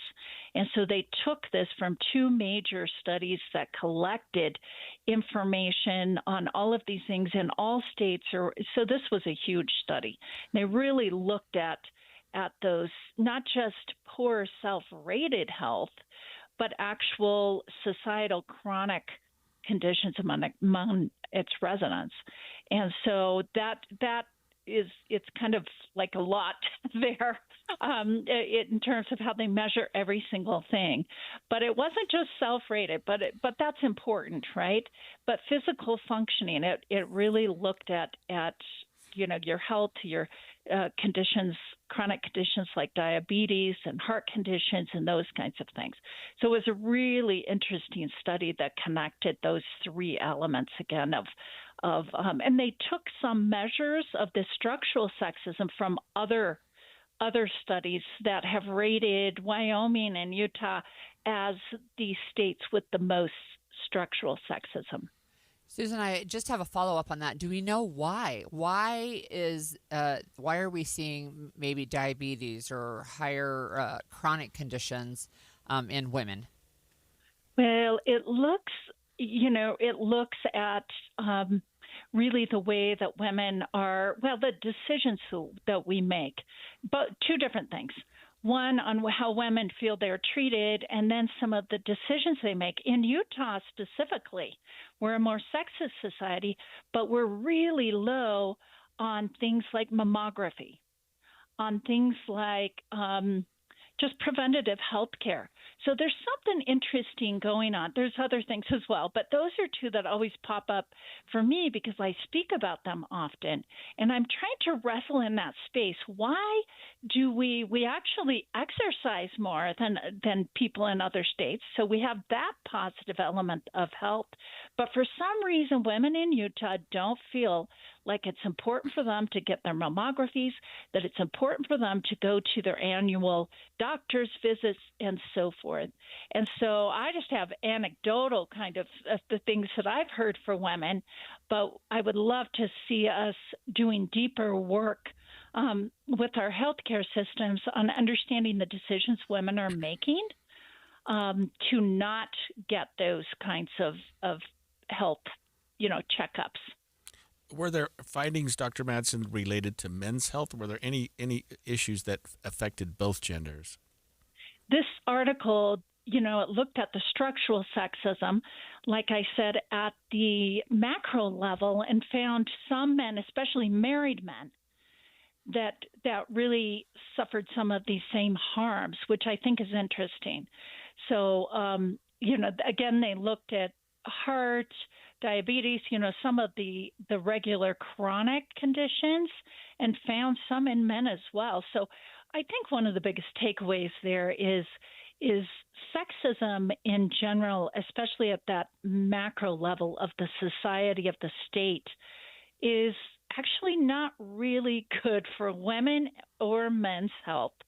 At the meso level, where that's in the workplace, in the home even, men kind of get a bump. They actually get better health outcomes, according to this research study, than women. But in general, I think sexism in general these days is really not good for men and women in society in general. Yeah, thank you so much for joining us. That was Dr. Susan Madsen with some really interesting research. Yeah. So the independent film festival that Robert Redford built changed the industry and Utah. What does it mean that it's gone now? Well, we're coming up on the very last one in Utah this week. We'll talk about that when we come back. If you've ever experienced running out of hot water before your shower was done, or hard water spots on dishes and fixtures, I've got a deal you might be interested in. What's up, everybody? I'm Mike Wilson with Any Hour Services, and you probably already know that a tankless water heater and a water softener solve both issues. If you've ever thought about looking into getting a tankless water heater, here's the deal I was talking about. Through the end of February, we're including a free water softener with every new tankless water heater we install. The best part of this deal might be that you never have to worry about being the last one to the shower again, or that you don't have to waste the money keeping 40 to 50 gallons of water hot 24/7. To take advantage of this deal, call Any Hour Services before the end of February. The visit's free and there's no obligation to buy. If you decide to have us install a new tankless water heater, we'll throw in the water softener for free. That's right, a free water softener when you purchase a tankless water heater. Pick up the phone and call Any Hour Services right now for all the details. 801-443-7400. You can Google Any Hour Services. You can even schedule online at anyhourservices.com. No one helps more homeowners than Any Hour Services. Amanda, I took my daughter with me to see Frozen at Hale Center Theater, and it was a magical experience. And I say that somewhat jokingly, but it was magical. I watched a woman transform a dress in a second right in front of my own eyes. I got snowed on indoors. Plus, there was all the songs that we both loved. Yeah, when that ice castle comes out of the floor, I have goosebumps now just thinking about that moment. And the performers, the young girls who sing Elsa and Anna when they're little. I mean, the grown-up ones too, but all of them were just extraordinary. The Anna that I saw just had this magical pixie-like charm that was so fun to watch. That just everything she said made me laugh. Have you seen Frozen yet at Hale Center Theater? It runs till when, Andy? It goes till Valentine's Day. So you have time. Yeah, if you didn't catch it during the holiday season, that's okay. It's an extended run. You have a chance to go now. And if you went before, maybe you want to take your girlfriend or your nieces. Go back and have this magical experience of Frozen. You can get tickets online. Find out which day works best for you at hct.org. Welcome to guided meditation. Close your eyes. You're at the beach. The seagulls are calling. You take out your iPhone 16e you got from Cricket and use Apple Intelligence to clean up that selfie you just took. It's a good one. You send it to your friends instantly thanks to reliable nationwide 5G. They're totally jealous. Get iPhone 16e for $49.99 when you switch. Smile, you're on Cricket. Requires new line on the Supreme Unlimited plan. First service charge and tax due at sale. $25 activation fee. Terms and restrictions apply. Cricket 5G is not available everywhere. See store for details. Tired of hearing scary radio ads about the IRS? Tax Relief Advocates is different. TRA is here to tell you that if you owe money to the IRS, whether it's $5,000 or $500,000, we have a solution. TRA can eliminate or reduce what you owe to the IRS with zero risk to you. We have over 1,000 5-star reviews on Google and an A+ with a BBB. End your tax nightmare today by visiting TRA.com or call 800-583-6681. That's 800-583-6681. I'm back to doing what I love and more. Thanks to the Good Feet store. Do you spend half your day walking or standing while working? If you have foot, knee, or back problems, the Good Feet store wants to help you like we helped Tony. Pain that I experience the most is foot pain from being on my feet all day. You're having to kind of talk to yourself through the whole shift, like, I got this, I can do this. Before, I felt defeated, and now it's like, all right, let's go. I'm ready. A whole new life, like sunshine coming on. And how about working more comfortably, like Dennis? Working at an amusement park, it's always on your feet. I just couldn't take it, but I didn't have a choice. I just couldn't believe that putting these arch supports in made that much of a difference that quickly. I could do my job and I could take care of my family. I know what my tomorrow is going to be. It's going to be positive. You deserve a better life too. Stop in the Good Feet store today. We have locations in Farmington, Riverton, and Sandy. Thanks to the Good Feet store. My name is Ariel. When I arrived in the U.S. at 19, I struggled to find job opportunities without my high school diploma. My entire life changed when I took a chance and got my high school diploma at age 22. Everything I have, my education, my career, my marriage, I owe to the Adult Literacy Center and my teachers. They were with me every step of the way, helping with my English and math, making sure I push through all the challenges. Ariel, your success proves that what I'm doing as a teacher has real meaning. It was an honor helping you achieve your greatness. Now you're helping others achieve theirs. It inspires me. Education was the key that unlocked all my opportunities. When you graduate, they graduate. Find free and supportive adult education centers near you at finishyourdiploma.org. Brought to you by Dollar General Literacy Foundation and the Ad Council. And expanded Inside Sources. Inside Sources. 48 years ago, the Utah U.S. Film Festival launched in Salt Lake City's Trolley Square. It was started by the Utah film industry, and it was attended by a young man named Robert Redford, who went there and thought, this could be something big. He attended the festival, took control of it in 1985 and expanded it to a 10-day event in 1985 and adopted its name, the Sundance Film Festival, in 1991, which has been an ongoing, really important event for the state of Utah for all those years since then. And it starts this year, the reason we're talking about it, it kicks off this year, I think, on the 22nd, Thursday. I think that's right, yeah. And the good news is it's great. It's coming. Bad news is it's the last time it will be in Utah, at least for the foreseeable future. Tell us why. What happened there?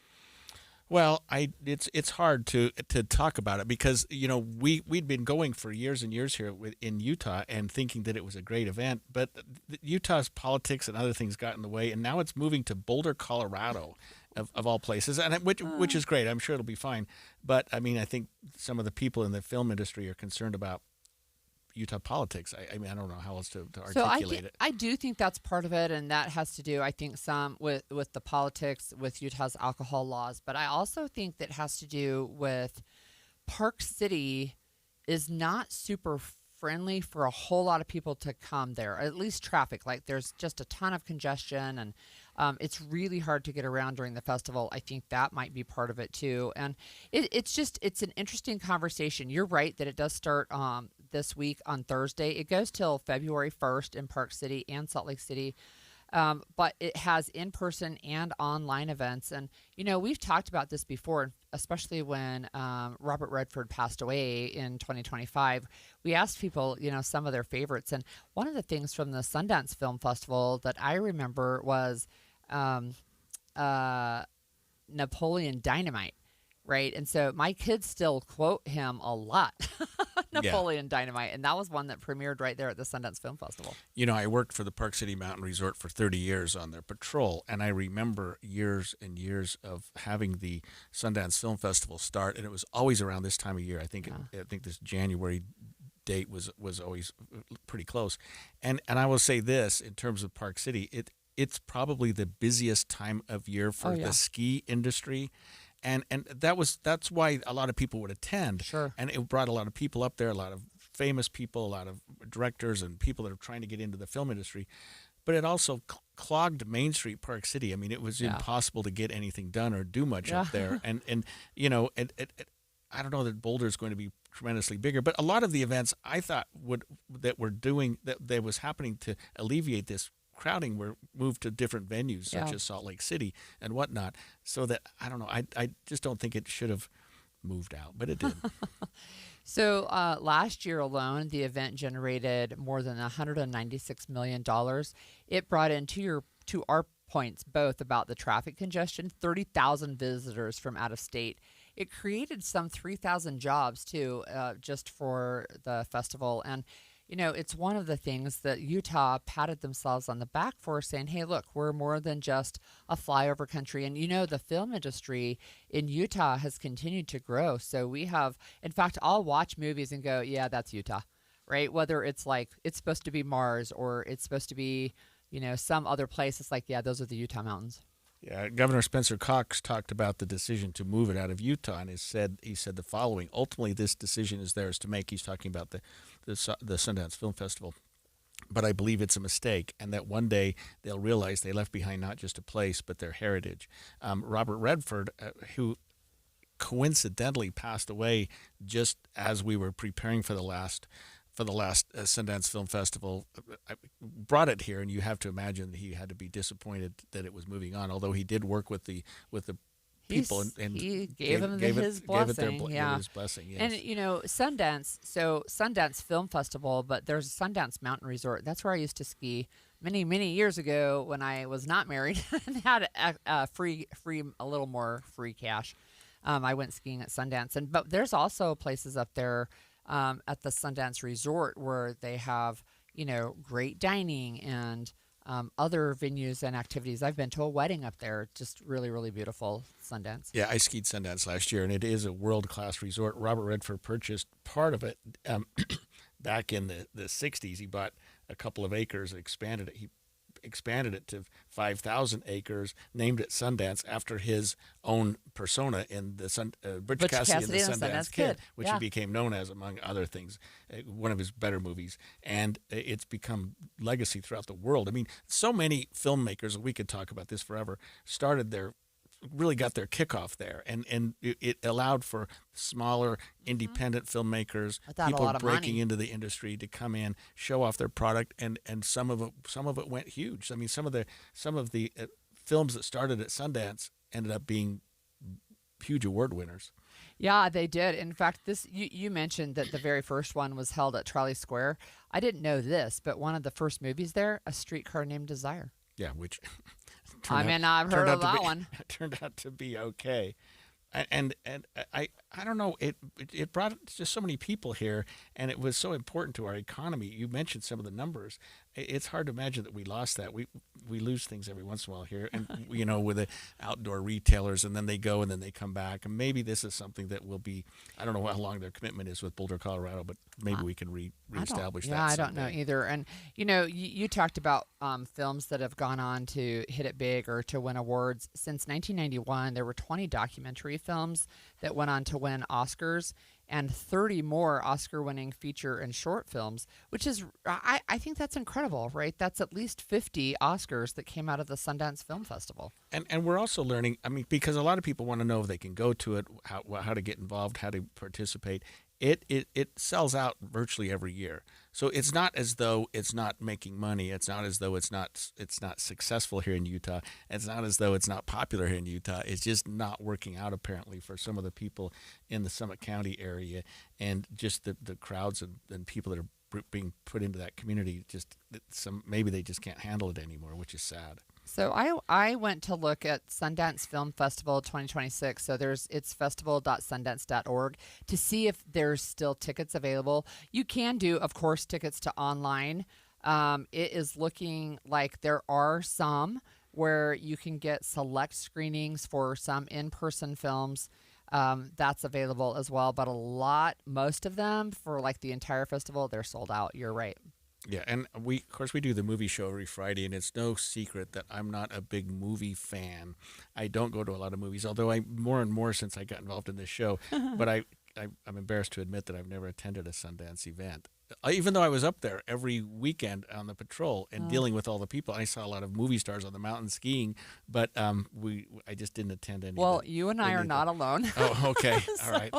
So I didn't either, although I love seeing the press pictures of the celebrities. You know, it's like, look who we got a picture of, right? Whoever celebrities showed up. I think that was kind of fun. Yeah, we're more political nerds, and you're a legal nerd rather than movie nerds, but it even without that, we know the impact that the Sundance Film Festival has had on the state of Utah. Yeah, it's sad. I'm looking at some of the other great films that started there. Reservoir Dogs, Quentin Tarantino's one of his big first films in 1992, Royal Tenenbaums. I mean, just it goes on and on and on. And some of these went on to win Oscars and become award-winning films. So it was I think Robert Redford had this vision, and he's talked about it a little bit, about trying to get new people and new ideas into the film industry in a way that wasn't previously available to them, but having the events like this where people could showcase their talents and people would come in and say, hey, this is a great film. Let's pick it up. Let's market it. Let's make this go. And suddenly people that were not famous became very active and famous in the movie community. Yeah, that's right. So, again, it starts on Thursday. There are some limited tickets available in person and online. I guess if I'm going to attend a Sundance event, this is the year, unless you're going to Colorado. I'll have to hook up something. When we come back after the break, I want to talk to a friend of mine who is not only an African-American but a judge in Utah about the Martin Luther King event when we come back.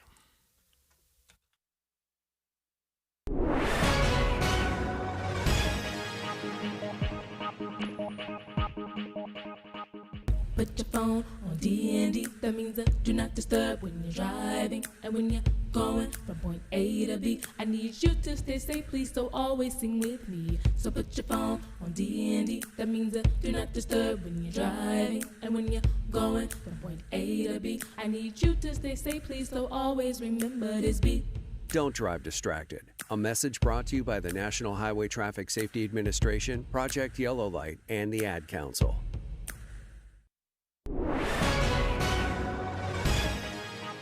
10:30 at KSL News Radio. I'm Becky Bruce. KSL's top story this hour.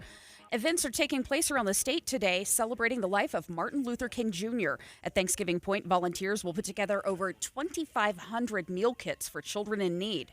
Butterfly Biosphere Senior Director Stephen Ashton says each kit holds 4 meals and anyone can show up and help. And it becomes a really fun family activity for them where the parents get to teach their children the importance of service. The activity started at 9 this morning. It goes through noon. Our top national story this hour from ABC News. The Trump administration continues to insist the U.S. needs to control Greenland for national security. But a leaked text to the Prime Minister of Norway is raising new questions. The president saying this in a text: considering your country decided not to give me the Nobel Peace Prize for having stopped 8 wars plus, I no longer feel an obligation to think purely of peace, although it will always be predominant, but now can think about what is good and proper for the United States of America.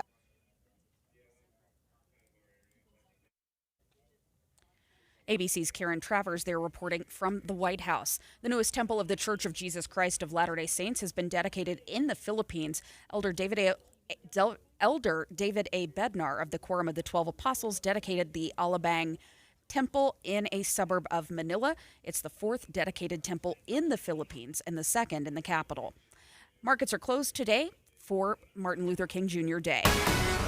Coming up, the haze starts building in again. KSL weather is next. KSL News Time, 10:32.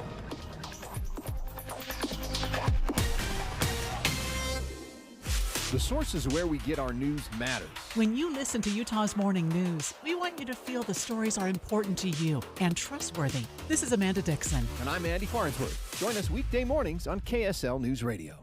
Hi, I'm Utah tax attorney Jordan Wilcox. When the IRS invades your life, it's never good news.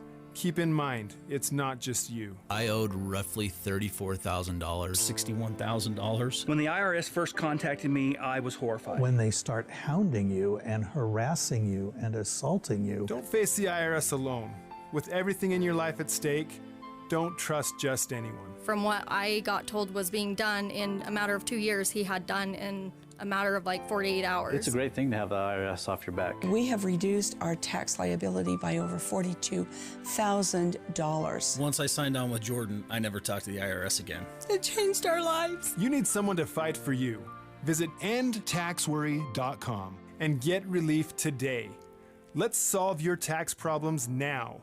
Visit endtaxworry.com. That's endtaxworry.com. 1877 Cars for Kids. KARS Cars for Kids. 1877 Cars for Kids. Donate your car today. 1877 Cars for Kids. KARS Cars for Kids. 1877 Cars for Kids.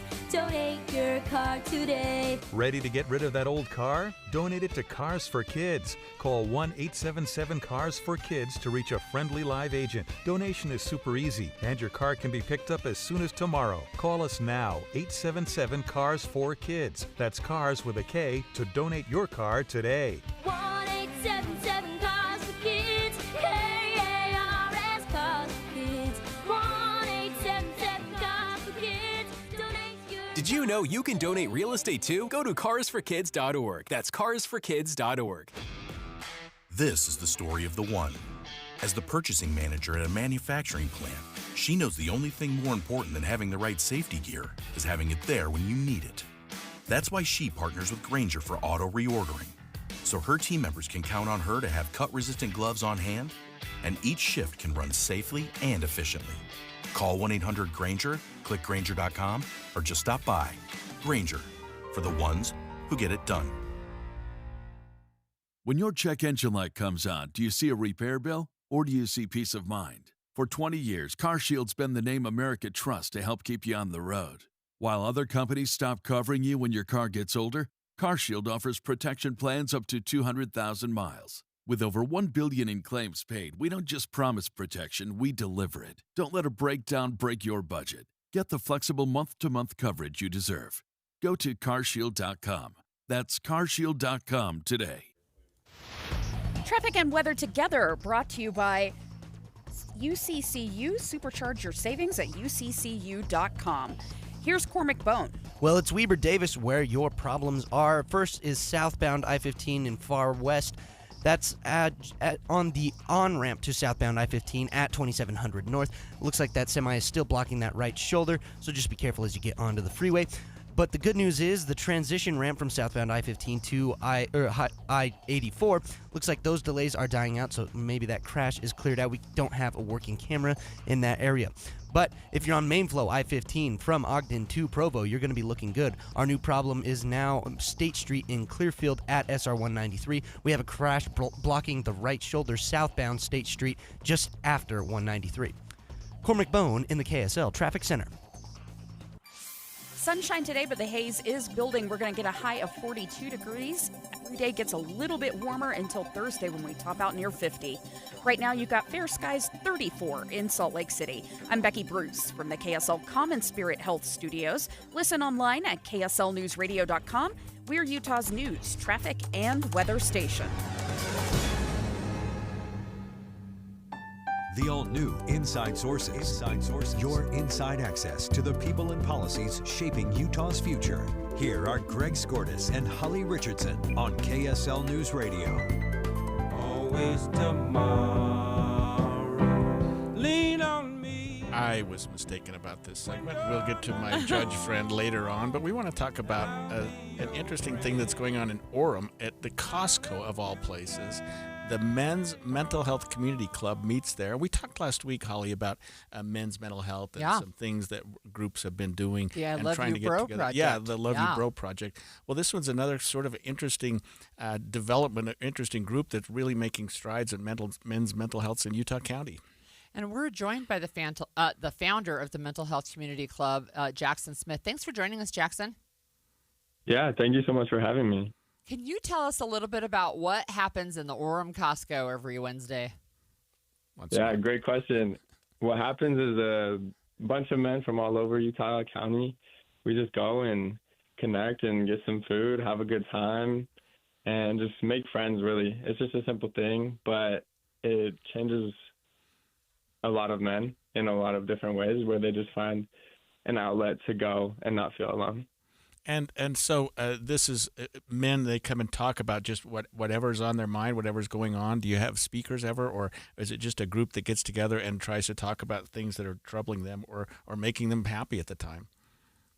Yeah, it's just an opportunity for men to talk about whatever it is that they want. If they want to share their feelings, that's great. If not, that's okay too.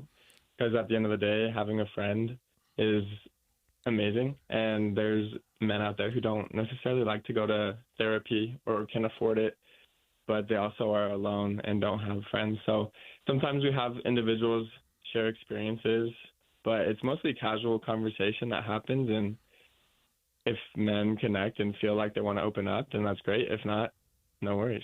Jackson, what was it that led you to start this club? It's an interesting question because it was my friends and I, we would just go to Costco a couple times a week because it was cheap food, and it became a tradition that we did. And we just thought it'd be fun to invite more people and just have all the boys together in one place. And so I made a video about it, and it went kind of viral. And it was super cool just to see the reaction of people who wanted to join. And every week we have newcomers, and it's always fun to see new faces, but old ones come back as well. And it looks like the group has been expanding to the point where you've got quite a number of members that are people that just show up for this. Is that right, Jackson? Yes, that's correct. I think the most amount of people we've had, men at Costco, was 35 a couple weeks ago. That's great. And where do they meet in relation to Costco? Is it the cafeteria? Yes, sir. We just go meet in the food court, and you order your food. We sit down at tables, stand up, talk, kind of congregate. It's super fun. Is there a way for people to find out if they want to go? Do you have a website? Do you have some kind of social media? Yes, I have a website as well as a Facebook and an Instagram. The website is mmhcc.org or Men's Mental Health Community Club.org. And then Instagram is MMHCC Official, and Facebook is Men's Mental Health Community Club, if you just look it up. Wow. Jackson, can you share with us anything in particular that men have expressed to you or to others about the benefit of this, what they're getting out of it, and why they continue to show up? What I've seen and heard from a lot of men is that there's not really an opportunity for them to go and make friends outside of work, church, and school if they're taking classes. And so having this opportunity or this outlet where they can go and know that there are other men as well that might feel alone or just want to make friends or are struggling, and if they're not struggling, want to go and support and create a community and brotherhood.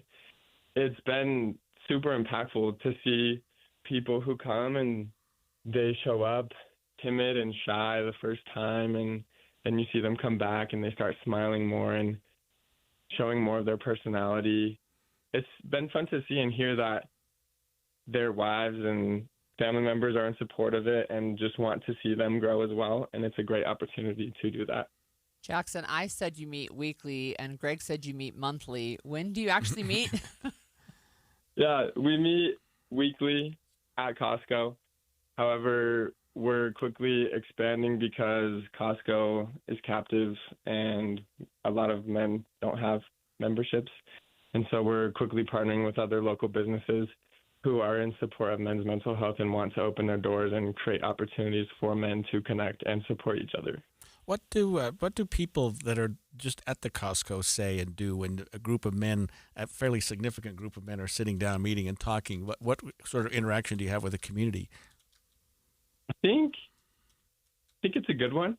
I see a lot of people looking at us and smiling and laughing because I feel like most of the time that's what we're doing is laughing and having a good time. And people have been curious and have come up and talked to different members of the group. And it was interesting because there was a gentleman who was there eating with his wife, and he was like, "What is going on?" And we told him what we were doing, and he comes every week now and is inviting friends, and he's in support, and it's super fun just to see people who want to support. That does sound fun. Are you hoping to expand outside of Utah County? Yes, the outreach has been crazy, but awesome to see, and we're quickly working on coordinating efforts across other counties, for example, like Salt Lake County. And as you continue to grow, and we're almost done here, where would you be looking, Jackson, potentially as another venue, given that you're filling up the food court over there at Costco, it seems like? That's a great question. And honestly, I'm not too sure because I didn't expect much to come from this. It was just a simple idea. But the fact that it's growing in such an organic way shows that there's a void and a need. And so to answer your question, I think any business or venue or whoever wants to open their doors and support and just allow men to come and connect, I think that's just what it's all about, is the community coming together and helping each other. Thank you so much for joining us. That was Jackson Smith, the founder of the Mental Health Community Club that's meeting right now at the Costco food court. So super interesting, right? I think it's great that more and more men are seeing the need and they're taking action. And I think having the popularity just explode so quickly shows how much of a need there really is. I like the idea, though, of meeting at a place where you can share a meal, where people can sit down and have a bite, that kind of a thing. So the Costco food court made sense, and hopefully they can find something of similar, what you can do to get food, sit down and talk to each other. Yeah. Look, one of the people that I've admired for a while and whose career I have followed for a while is Tom Reed, and he's the program manager for a program manager at Family Search International. He's going to join us in studio to talk about why MLK Day is a great day to work on or to even start family history. Stay with us over the break. When Team USA is on, you can almost see the moment a kid starts believing they could be next. Now, while Xfinity can't guarantee that, they can guarantee something just as important, that your internet price won't change for 5 years. No contracts or commitments, so while your kid is ordering gear online, streaming highlight reels, or video chatting, your Xfinity internet price won't budge. And who knows, by the time the next Olympic Winter Games roll around, your kid could be getting fitted for their very own Team USA uniform, and guess what? You'll still be paying the same price for reliable Wi-Fi. And there's even more to enjoy with the Xfinity Gold Medal Celebration. Now through February 22nd, get their best price on gig Wi-Fi for 5 years guaranteed. Just $50 a month, plus get Peacock Premium included for 2 years. That's a $10.99 monthly value. Xfinity. Imagine that. Proud partner of Team USA. Restrictions apply. Requires paperless billing and auto pay with stored bank account. Taxes and fees extra. Actual speeds vary. The Morris Columbus Travel Expo is turning 30. Join us for huge travel deals and hourly prizes. January 23rd and 24th at the Mountain America Expo Center. Don't miss it. Get tickets now at utahtravelexpo.com. You trust us for news and information in your car. Now trust us at home. KSL News Radio has you covered, keeping you informed on the latest breaking news, weather, traffic, sports, and more. Listen on your Amazon Echo or Google Home device. Just say, Alexa, open KSL News Radio. Or listen on the KSL News Radio Listen app. Text the word app to 57500. KSL News Radio. We have you covered. If you owe back taxes, listen carefully to rule number 1. Never go up against the IRS alone. They're cracking down, freezing bank accounts, garnishing paychecks, canceling passports. Even your home or business could be at risk. But here's what they don't tell you. The IRS has powerful tax relief programs that could save you thousands if you qualify. That's why smart people call Optima Tax Relief, America's #1 tax resolution firm. Nobody knows these programs like the experts at Optima. Their team of tax attorneys and licensed professionals have resolved over $2 billion in tax debt for people just like you. The IRS is not stopping, so don't wait and don't take them on alone. For tax help you need, for tax help you can trust, call Optima today for a free consultation. Call 800-343-6460. 800-343-6460. 800-343-6460. Optima Tax Relief. Some restrictions apply. For complete details, please visit OptimaTaxRelief.com. You can't escape a traffic jam. Know what else you can't escape? Seasonal allergies. And you might think you can avoid that coffee stain until... Oh, really?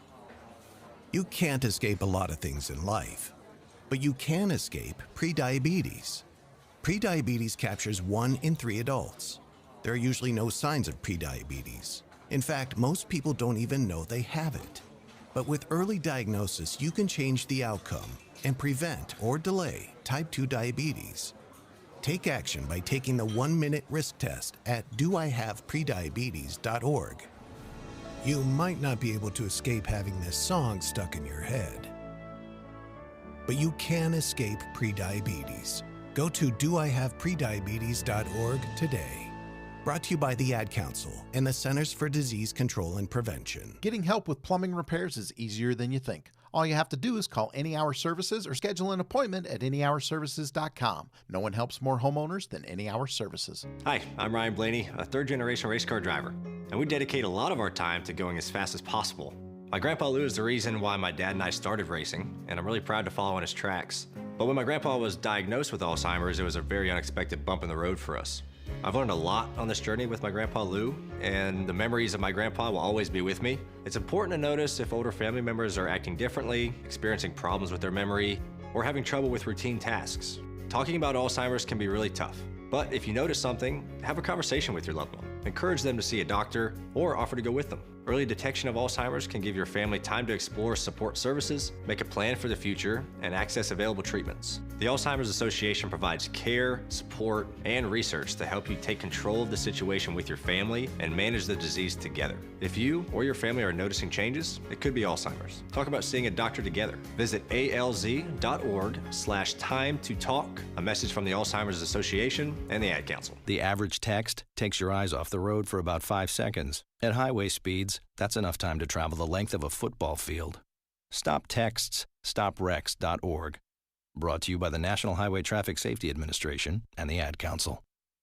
Inside Sources. Inside Sources. I told you this is a friend of mine, and we go way back. Tom Reed is a program manager for Family Search International, and I thought of him because he has done so much incredible work with family history in the Black community, both internationally and locally. And so, Tom, welcome to the show. Thank you. Thanks for being with us in person. In person, and with your lovely wife, Lisa, who I also know. Hi, Lisa. I wonder if you can just start by telling us, why is Martin Luther King Day a good day to start family history?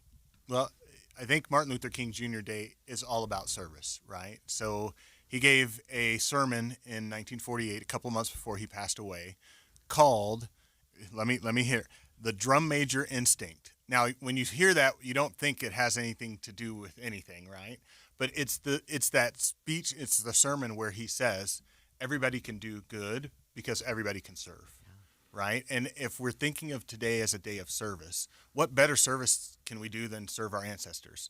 Serve the memory of those who have passed on, serve our current families, and capturing those memories of the things that make our life so exciting now, right? So I think Martin Luther King Jr. Day is the day that we start serving through family history. And how does that look? How do you go about doing that? What's your vision for researching your family history? I'm going to guess he's brand new, by the way. Yeah. Well, I'm glad you asked, Greg. Thank you so much. But really, I mean, starting family histories really start small. You know, for Family Search, we offer a free website. You know, we have millions and millions of people who come on our website all the time, sponsored by the Church of Jesus Christ of Latter-day Saints. You get on our website, you simply start putting in information, the things that you know. You know, you look in that attic and you find that obituary or that funeral program that your, grandma gave you or something like that, and you're able to scan that and put that on. It's really simple. It's once you start putting names in, all of a sudden you start seeing these connections that pop up, and then you're off and roll. And it's contagious. Holly knows this, right? Once you get started, you get bit with that bug of genealogy. You just want to keep adding more and more and more. And then you just want to start sharing with your family, talking to family members, asking them what they know, putting what they have into family tree, adding stories and photos. I'm a big story guy. I'm a big social. I throw stuff all the time. Photos from current stuff, photos I found of like prom before I even married my wife are now on Family Search. So it's really simple, just the little information, and we start helping you with the rest. Holly's right. I'm completely naive to this. Right? I mean, absolutely. But I always thought you had to go to the genealogy center and check out a room or something. Yeah, you had to sit in the dark room and you had to like be on the microfilm in the dark. There you go. Right. Yeah. Look It used to be that way. It used to be that way, but let me tell you, AI has totally changed the game for family history, particularly like in the last 3 years with generative AI. And Family Search is at the forefront of that. With AI used now, AI is the one that's actually looking at those old microfilms. Now they've been digitized and all those, and serving those up to our patrons. So you don't have to hunt and peck to find all that stuff. You can actually use tools that Family Search has that you have leveraged AI to read, old handwriting. I mean, German script and stuff like that, right? Which is really difficult to read. We now have ways to read that and to serve that up to patrons who are looking for that information. And we just started this thing. It's all the rage, full text search on Family Search. That is the thing that's driven by AI, but it just allows people to put in ordinary keywords and terms and find stuff that you have to remember indexing back in the day? Sure. Members of the church worldwide and friends outside of the church would be there, typing on their computer, whatever they saw in a census. AI does it in literally minutes. We're putting billions and billions. I said billions and billions of records online every year using AI and serving, back to the clients through full text search. I want to ask you just to expand on that a little bit because I haven't really used full text search. So what could I search for? Like, what do you mean when you say that? Anything. I mean, African American records. Sure. Let's talk in particular because that's my expertise, right? Many African Americans struggle with the 1870 brick wall, meaning the first census in the United States that all African Americans were enumerated as citizens of this country. Records previous to that are mostly business transactions that include the names of African Americans. And they're not in a census form. Mm-hmm. They're in a deed, in a will, in a probate, in a manumission, if they were freed, in all kinds of records that are hard to read and hard to find. We've been feeding our engine, our database, with records like that so that I have friends that have never found information on their ancestors going back to 1820 until we leveraged full text search. They just put in the name of the slaveholder, for example, and where it was located, and that information sort of information that then was their ancestor named in that deed or in that probate document. So can I do this online? Because I have 100%. I have a 1905 brick wall, which is when my grandfather came from Greece, and we don't know much about what he did or who he was or where he came from exactly prior to that time. Yeah, and it is all free online, available on FamilySearch.org, right? So you can do it in your pajamas at 2 a.m., which I have been caught doing family history at that time as well. And that doesn't mean we have the whole world covered. I mean, Family Search is really making an effort to digitize and make accessible records all around the world. And so the thing I tell people is if you don't find it today, come back tomorrow, literally tomorrow, and you might find that record of that elusive ancestor that you've been trying to find, all on FamilySearch.org. That is so amazing. I wonder if you could talk to our listeners about Roots Tech because it's something I love. And it is so different than pre-pandemic versus post-pandemic. Yeah. It's just really incredible. What can we know about that? What should we know? Yeah, pre-pandemic, we were just simply an event down at the Salt Palace, just down the street, right? For, 5,000, 6,000, 10,000 people and stuff like that. Post-pandemic, we're serving millions. Roots Tech is the family history conference of the industry, of the world. We serve a worldwide audience. I think last year we had about 10 million people who participated in Roots Tech. Now, Greg, that doesn't mean they all walk down West Temple to go to the Salt Palace. We have it available online. And if you want to watch a lot of content, we have lots of free content that's available on rootstech.org. But people can go online, register, and find out all kinds of information virtually. They can participate in their home all around the world, or they can come here to the Salt Palace where we have hundreds of classes in person by leading experts that go, teach the latest methodologies and technology resources and things that help with family history, but also make it accessible for families. We have little kids that are running around. The church sponsors Family Discovery Day, which is Saturday. Did I say Roots Tech this year is March 5th through the 7th? And so Family Discovery Day, which is free for members of the church who want to come, please come to Salt Lake and actually see me. If you're in the Valley, we're on KSL. If you're in the Valley and you want to come see me, I'll take a selfie with you.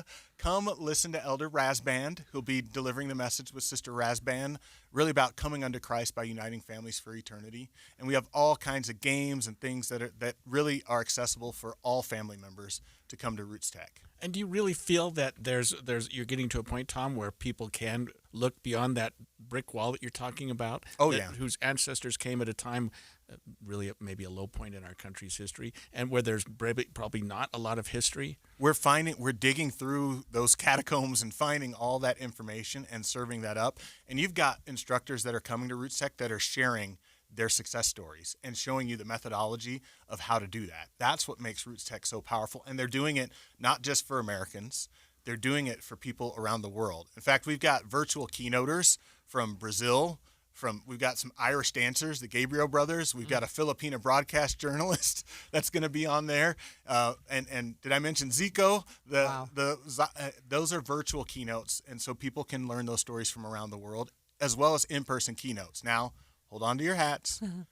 We've got our good, I want to call him a homeboy. I don't know him yet, but I hope to meet Steve Young, will be our keynoter this year. Oh, wow. And as a NFL Hall of Famer, Tara Roberts from National Geographic, she's going to be one of our keynote speakers. And then Marlee Matlin is also another keynote speaker that's going to be here in person. And the quarterback of Family Search will also be on stage. His name is Steve Rockwood. So hi, Steve. and it'll be a great event for people in the local community to participate in, as well as around the world. I know what I'm going to be doing at 2:00 in the morning. Good. Okay. You should. It's and then super. coming on March 5th, and then coming March back 5th. on March I'll 6th, hook you and up. then coming back on March 6th. Absolutely. Yep. Thanks for being here. Thank you so much for being here. Absolutely. When we come back, we will get to my friend, the judge, and talk about where we are with respect to what her involvement is with the MLK Day. Stay with us. KSL FM Midvale. KSL Salt Lake City. From the KSL Common Spirit Health Studios, this is KSL News Radio. Utah's news, traffic, and weather station. 11 o'clock at KSL News Radio. I'm Claire Scott, KSL's top story this hour. A 14-year-old girl has died after she and several other teens were involved in an off-road vehicle crash in Utah County over the weekend. Police are telling us the girl and 5 other teens were all riding on the same off-road vehicle in West Mountain, just west of Payson Friday night, when around 7 o'clock the vehicle rolled. Police with the Utah Department of Natural Resources say the 14-year-old girl was airlifted to a hospital in Salt Lake County, but we learned last night that she ended up passing away. The 14-year-old boy who police say was driving the vehicle was also taken to the hospital, but we're still working to get an update on his condition. 2 other girls ended up going to the hospital, but police say they are expected to recover, while the other 2 kids on the side-by-side were able to stay at the scene with police. We do not know yet what led up to the crash. Adam Small, KSL News Radio. Our top national story this hour from ABC News. South Carolina has been dealing with a measles outbreak recently with at least 500 confirmed cases, including on a university campus. There is a confirmed case of measles on the campus of Clemson University. According to college officials, the infected person, who doctors say can spread the disease 4 days before and 4 days after a rash begins, is being quarantined while contact tracing goes on. Clemson Student Health Services Department says nearly 98% of Clemson students have provided proof of measles immunity. ABC's Sherry Preston reporting. Your money at this moment, the Dow is down 83 points. Then the S&P is down 4 points. And coming up, 42 and hazy. KSL weather is next. KSL News time, 11:02.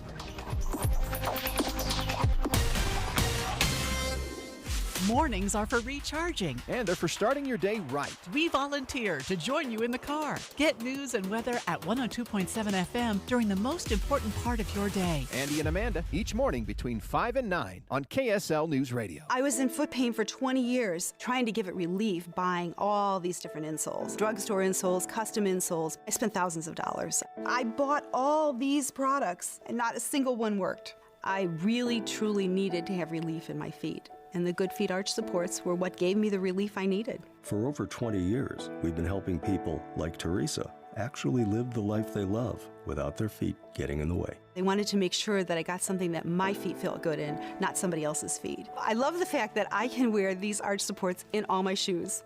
I have boots, I have cowboy boots, I have running shoes, I have walking shoes, I have flat shoes, I have heels. It makes me so happy. If you ask my husband, he will crack up because there is no store I would rather go in than a shoe store. I'm Teresa, and that's my Good Feet story. See what we can do for you with a free personalized arch support fitting at the Good Feet store. We have locations in Farmington, Riverton, and Sandy. The Salt Lake Chamber is Utah's voice for business. Okay, that sounds great, but what does it really mean?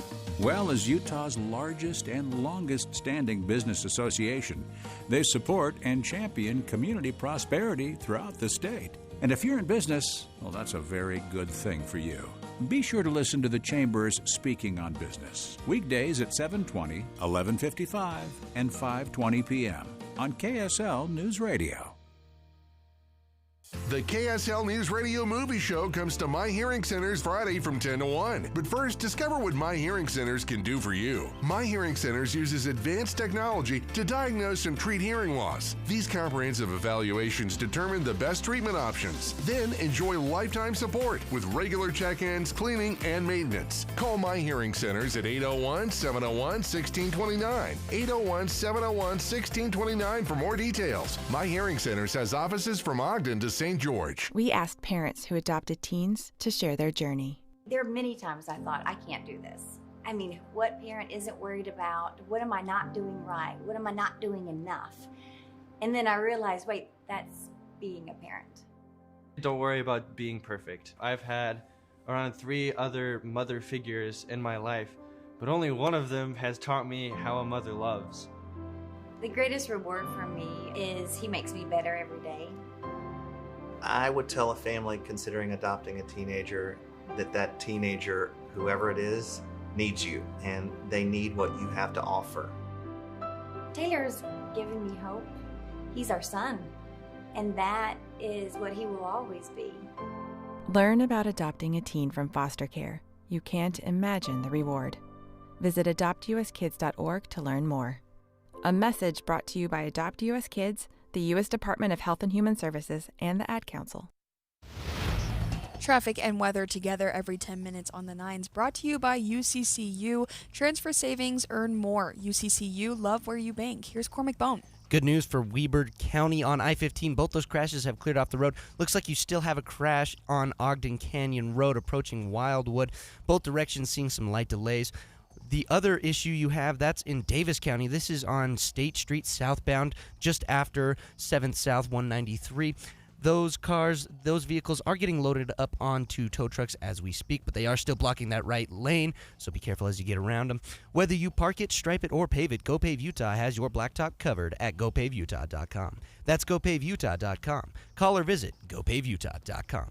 Cormac Bone in the KSL Traffic Center. A high of 42 today with sunny skies. The inversion continues to build this week, but the end may be in sight. A storm is expected to move in towards the end of the week. It won't bring a lot of moisture, but the cold air could move out the haze. Right now it is 36 and sunny. I'm Claire Scott from the KSL Common Spirit Health Studios. Listen online at KSLNewsRadio.com. We're Utah's news, traffic, and weather station. The all-new Inside Sources. Your inside access to the people and policies shaping Utah's future. Here are Greg Skordas and Holly Richardson on KSL News Radio. Well, this is a real honor for me today, and one of the things I thoroughly enjoy about doing this show is bringing people in who I've known for a while, and our current guest is a woman who I've known for, I don't know, maybe 30-some years. Oh, I remember you, Judge, and I have to refer to you as Judge here for a minute because that's how I see you, as when this young, aggressive public defender, sort of very bold, pulled no punches, and then she gets appointed to be a judge, and you've been a judge for, you say, 27 years? 28. I think we're in the 28th. We came on in 1999 or Wow. so, something like that. Yes. Yeah, we are joined in studio this morning by Judge Shauna Graves Robertson, who's with the Salt Lake City Justice Court. I think I've appeared before you 100 times, At maybe least. more. At least. Enjoy At it all least. the time. You get up there and you stand and you talk to people, and you're so engaging. You're so. I like the way that you address people who are in your courtroom because I think they feel like you're talking to them one-on-one. That's got to be something that you've developed an art with, being on the bench for so long. No, I think that that's the way it's supposed to be. As you know, the Justice Court is a court of limited jurisdiction, and we get everybody in the Justice Court. And one of the things that I've found over the years is that people want to be heard. They want you to respect them where they're at, listen to their grievances, regardless of whether I decide for or against them. I want them to know that I respect them, that I'm listening to them. And I think in order to do that, they have to feel like you're talking to them, not above them, not below them, but right at them. And so I think that that is the way it is supposed to be. And you are the only African-American female judge in Utah that I can think of. Yes. Has that presented, I know this is a broad question, challenges for you? I mean, do you feel like people treat you in your court differently at all? Because you command a great deal of respect, and I think you manage your court very, very well. I just wonder what it's like. Well, there are definite pluses and minuses.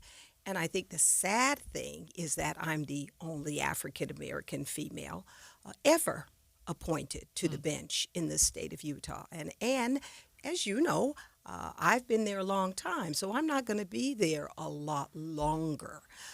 But the good part is that people do know who you are, right? And the bad part is that people do know who you are.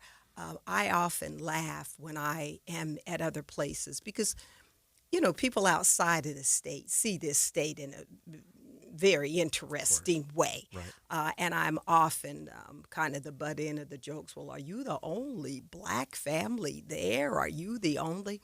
And I usually fight back and say, well, here's one thing I know. When you come through our brand new airport, you stop at the police station there as you're exiting, and if you're looking for me, you ask them we're the only African-American female judges, and they can tell you. So things like that. I mean, you are on display all the time. I had to be cautious about that as my children were growing up, and, there was nowhere that I went that I wasn't recognized. And again, that brings about its problems, but it also brings about its joys. I've never had a person tap me on the shoulder and be angry with me, and that has really, really, really made me happy over the years.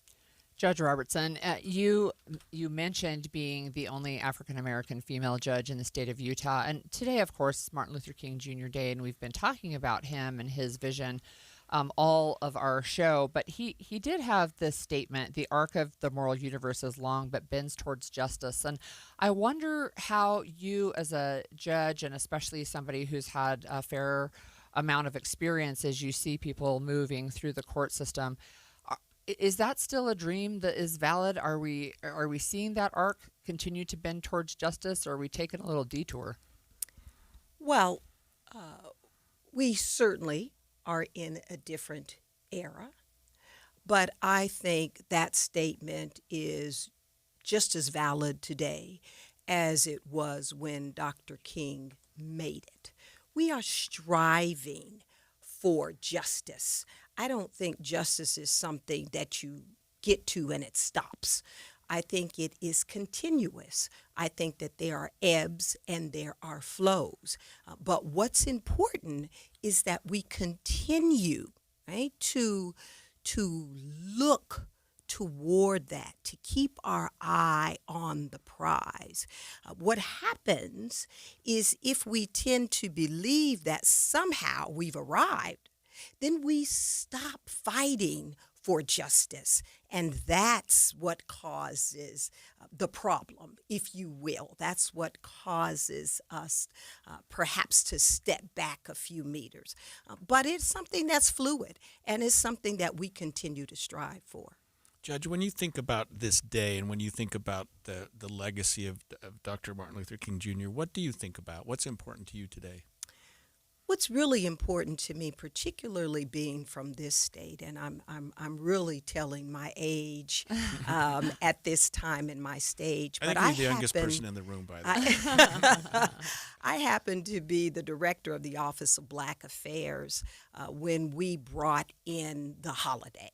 And at first it was not called MLK Day, but we brought in the holiday. We brought in Miss Coretta Scott King, who spoke on the legislative floor, and we were able to get a pseudo bill, I guess you will, passed. And I always think of that very important time to me.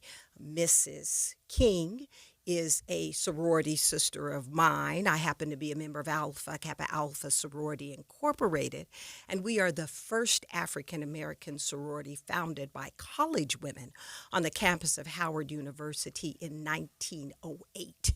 Now, we are not your average, you come to college and you party and it's not that. It is a service organization wherein you serve for a lifetime. And bringing her in and having her be a part of that made me a part of her and what she was doing. And on this day, I often applaud the state of Utah. I mean, we passed that bill early on. Again, although we didn't necessarily have the name right, we did make a space for the holiday. And I'm always very, very, very proud to have been a part of that here in the state of Utah. Well, I want to thank you for joining us today. And it's fun for me to be sort of a little bit higher than you, and Your Honor. I'll always think of you as Judge Shauna Graves Robertson, and thank you for joining us today. And it was fun to talk to you on this kind of level. Yes. Thank you, counsel. When we come back, we've spoken about the NAACP this morning. We might have seemed like an unlikely alliance is the NAACP and the Church of Jesus Christ of Latter-day Saints. We'll be talking with Sarah Weaver, editor of the Deseret News, about that when we come back. Are you looking to upgrade your home this year? Advanced Window Products is your local window and door manufacturer that sells direct to the public. That's right, celebrating 40 years serving Utah since 1986. And right now, it's the New Year, New Window Sale. Get $2,500 off when you buy 10 windows or more. Our windows are made right here in Salt Lake City. Sales and installation are all in-house, meaning no middleman markups. You get the most affordable, high-quality custom windows in the state. We build it, we install it, and we guarantee it for life. Every window comes with a lifetime warranty, labor, glass, and parts included, serviced by our local team, and the warranty is transferable to the next homeowner. Financing is available too. Save now, pay later, with payments as low as $150 a month. Buy local and support the local economy. Don't wait. Buy 10 windows or more and get $2,500 off. Beat the rush and call today. Call us at 801-850-9100. That's 801-850-9100. Or visit us at advancedwindows.com. A family office is a team built to handle the three biggest financial responsibilities a family faces: wealth management, tax strategy, and estate planning. Most firms only manage your investments and refer the rest out, hoping everyone stays aligned. At Trajan, we built something different.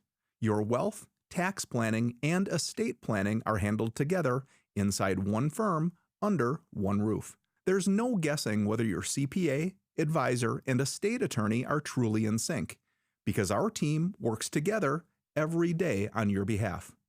When your financial life becomes more complex, your advice should become more coordinated, not more fragmented. One plan, one trusted team. Call Trajan today, 801-207-9900. That's 801-207-9900. Trajan Wealth, an SEC-registered investment advisor. Additional services through Trajan Estate and Trajan Tax. Additional disclosures and accreditation at TrajanWealth.com. Every January, Duke's Jewelers celebrates another year serving the Springville community. And this year, they're doing it in a big way. It's the anniversary sale. And for 3 days only, January 22nd through 24th, all jewelry in the store is 50% off. That's right, half off everything in the case. Diamonds, gold, colored gemstones, signature pieces, everyday favorites. If it sparkles, it's on sale. And that's not all. For those dreaming up something one of a kind, special orders, custom design projects, and all watches are 25% off. Duke's Jewelers is proud to be a fourth-generation family-run business. And this sale is the Duke's way of saying thank you for supporting local, choosing Main Street, and trusting Duke's Jewelers with your most meaningful moments. But don't wait. These savings last just 3 days. January 22nd, 23rd, and 24th. Visit Duke's Jewelers on Main Street in Springville and shop the biggest sale of the entire year. Duke's Jewelers. Elevate every moment. Some exclusions apply. The Management Minute is a service of the MBA program in the Shingo Institute at Utah State University. I'm Professor Scott Hammond. When the critical mass of an organization is about defending the status quo, doing things the way they've always been done, then you see a certain pattern. I've seen this pattern at universities, government agencies, and businesses. First, the stories people tell about their work justify stagnation. Second, they punish and attack individuals who want to change. Often the top 10% of performers are treated like the bottom 10%. They're criticized and isolated by the protective culture so that they are asked or forced to leave. What is left is the middle, the average, the unchanged. What is left is mediocrity. Learn how to change a culture of mediocrity with an MBA from Utah State or a certificate from the Shingo Institute. Go to utahstatemba.com. That's utahstatemba.com. I'm Scott Hammond. Hope to see you in one of our classes. As veterans, we're no strangers to helping others. It's what we were taught, trained, and told to do. It could be for anything.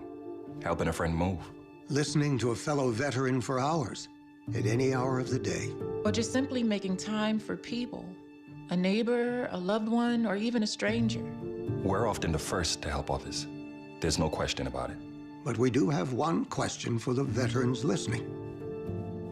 When was the last time you reached out for help? Perhaps it's time to do for yourself what you would do for others.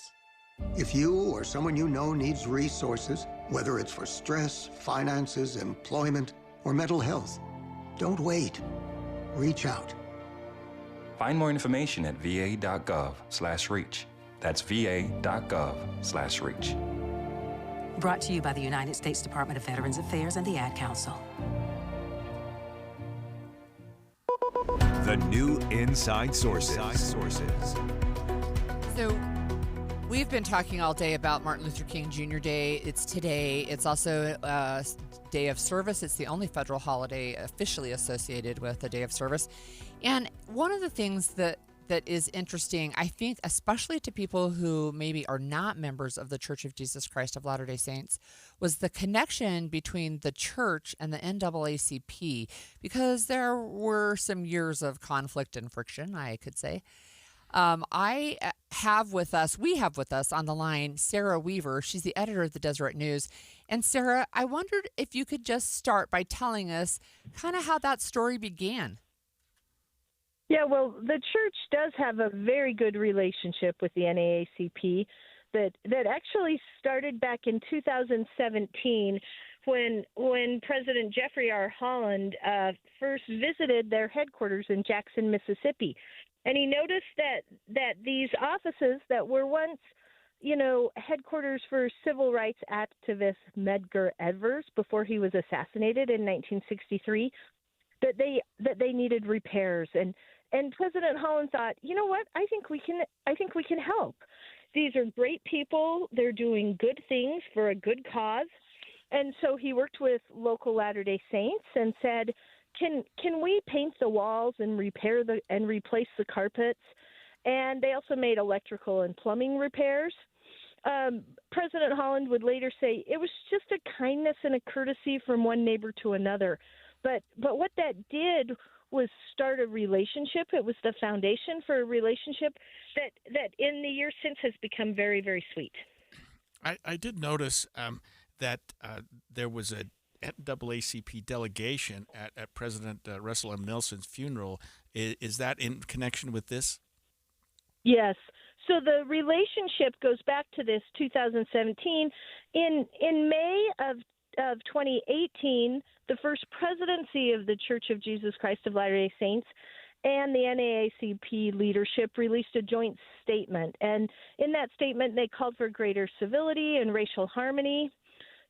2 months later, the church announced what at the time I thought was such a historic collaboration between the organizations, and they launched a self-reliance initiative. The Church of Jesus Christ shared the things that they were doing for self-reliance, and they adapted those for the NAACP's urban populations. And then in 2019, President Nelson spoke at the NAACP National Convention. And in June of 2021, they got together again and announced education and humanitarian initiatives that were a sign of continued collaboration. And so, yes, you had many of the senior leaders at the NAACP at President Nelson's funeral, and I think that shows that this was a very, very sincere, genuine relationship. So one of the things, Sarah, that I have that I noticed, but also especially as a mom of children who are Black, I really appreciated the relationship. And there was a joint op-ed that was published, I think, in 2020. Between the then president of the church, Russell M. Nelson, and NAACP leaders, and they specifically called for changes to root out racism. Do you remember that op-ed? Yeah, that came just as the pandemic was accelerating and racial tensions began to spur, and that those tensions actually spilled into the streets of downtown Salt Lake City. I don't know if you remember all those details, but a police car was turned over. We had riots on the street. It felt like such an interesting and horrible time for Salt Lake when riots were popping up all over the country. And at that time, President Nelson and the Reverend Amos Brown got together, and then other NAACP leaders joined in, and they wrote this op-ed. That relationship between the Reverend Amos Brown and President Nelson was very, very sweet. And the first time I met Reverend Brown, he gave me some really interesting insight. He said, you know, when we look at racial unity, this country is really not a melting pot. He said he doesn't think that sameness is oneness. We shouldn't all have to melt into one thing that looks alike. He said it's more like a salad bowl where everybody gets to keep their original form and function, and yet you unite together, and together you become something better than you were individually. Sarah, can you tell our listeners how you would currently look at the level of collaboration between the Church of Jesus Christ of Latter-day Saints and the NAACP or similar communities? Yeah, the church is continuing to want to build bridges. And this relationship with them in the NAACP continues to be so strong. I remember President Nelson said when he spoke at the National Convention, he said, arm in arm, shoulder to shoulder, we should strive to lift people everywhere. And he said that if these two organizations did that, the world would never be the same. And I remember President Nelson kept using the phrase, we need to link arms, we need to link arms. Well, while we were at that national convention in Detroit, I noticed that NAACP leaders used a different term. They kept saying we need to lock arms. Now, that expresses some permanence. That shows that they planned for this relationship to not be temporary, that they were going to unite with the Church of Jesus Christ and lock arms. And that is something that we have seen over and over again. Reverend Amos Brown said that the Church of Jesus Christ can tangibilitate. Now, tangibility, I don't even think that's a word, but it does mean in a way that there is something that can make things tangible, real, that this relationship can work together and accomplish something that actually didn't exist before. And that's what I think of when I think of the relationship between the NAACP and the Church of Jesus Christ is that two organizations can come together to tangibilitate something. I love that. I don't think it's a word either, but now it is. Now it is.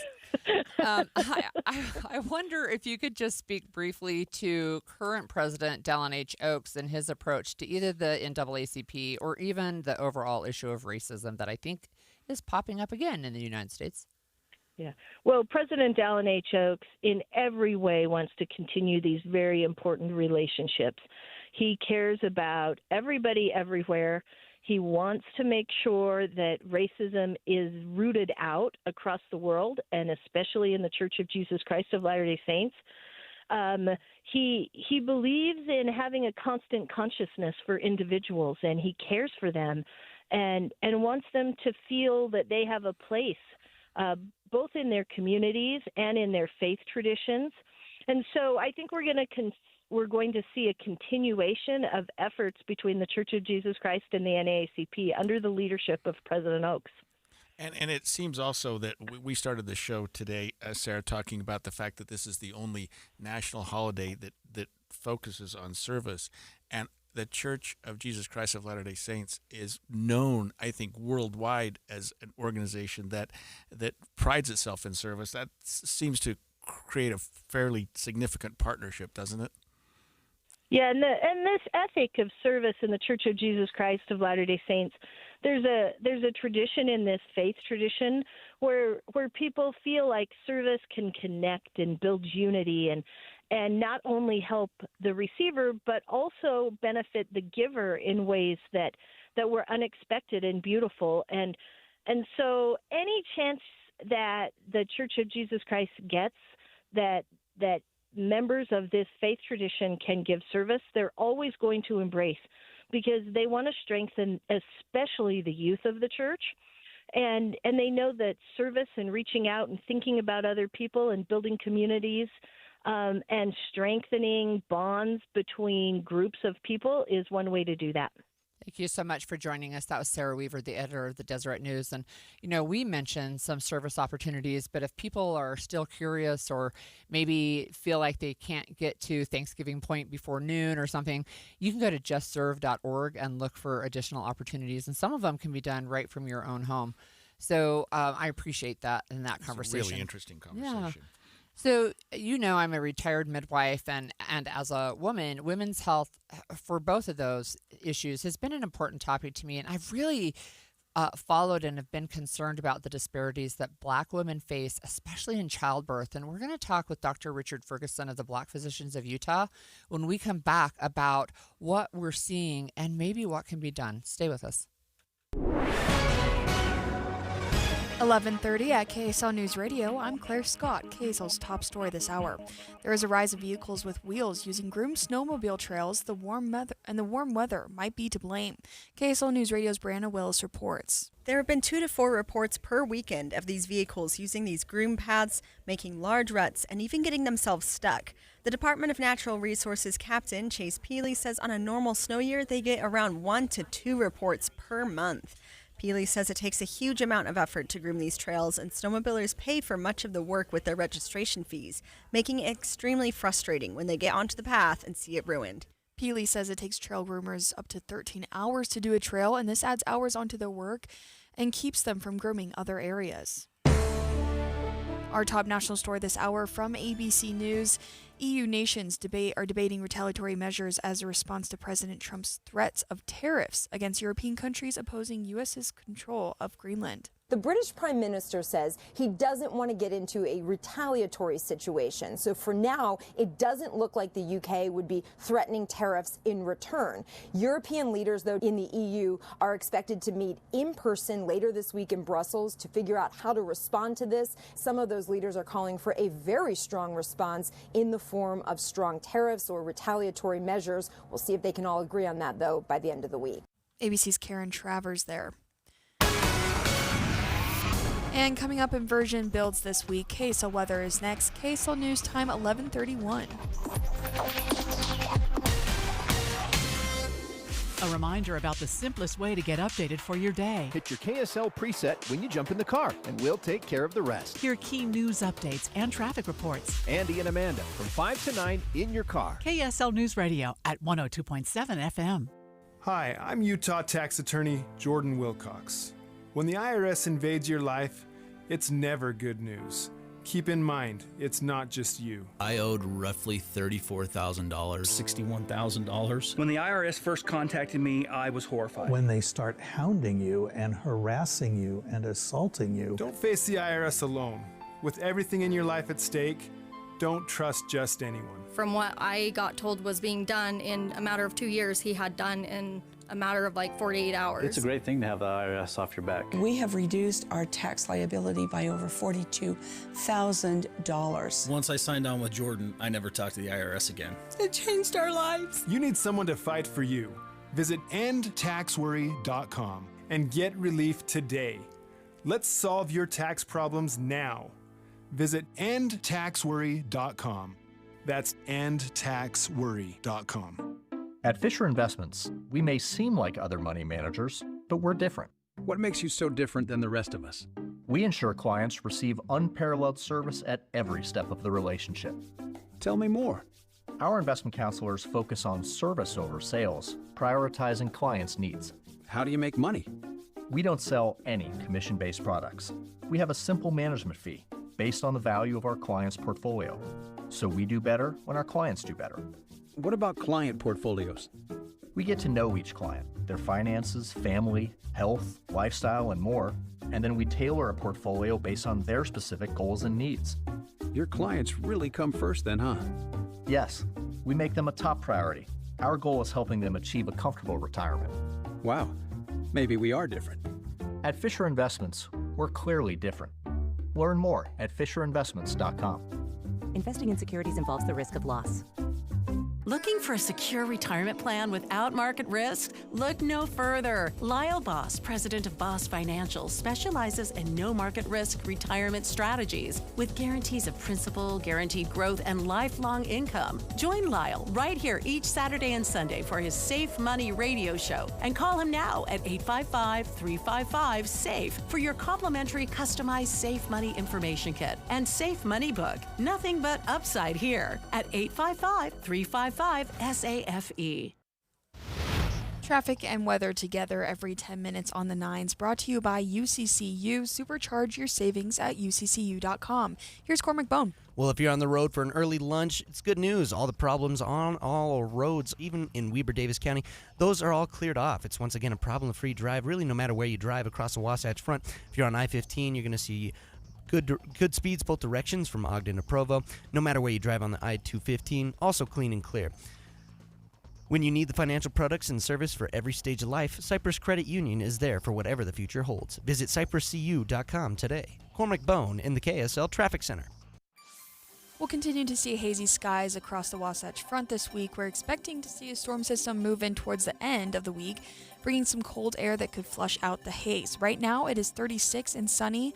I'm Claire Scott from the KSL Common Spirit Health Studios. Listen online at kslnewsradio.com. We're Utah's news, traffic, and weather station. The all-new Inside Sources. Your inside access to the people and policies shaping Utah's future. Here are Greg Skordas and Holly Richardson on KSL News Radio. According to some federal health data, Holly, in 2023, black women in the United States died at a rate nearly 3.5 times higher than white women during childbirth.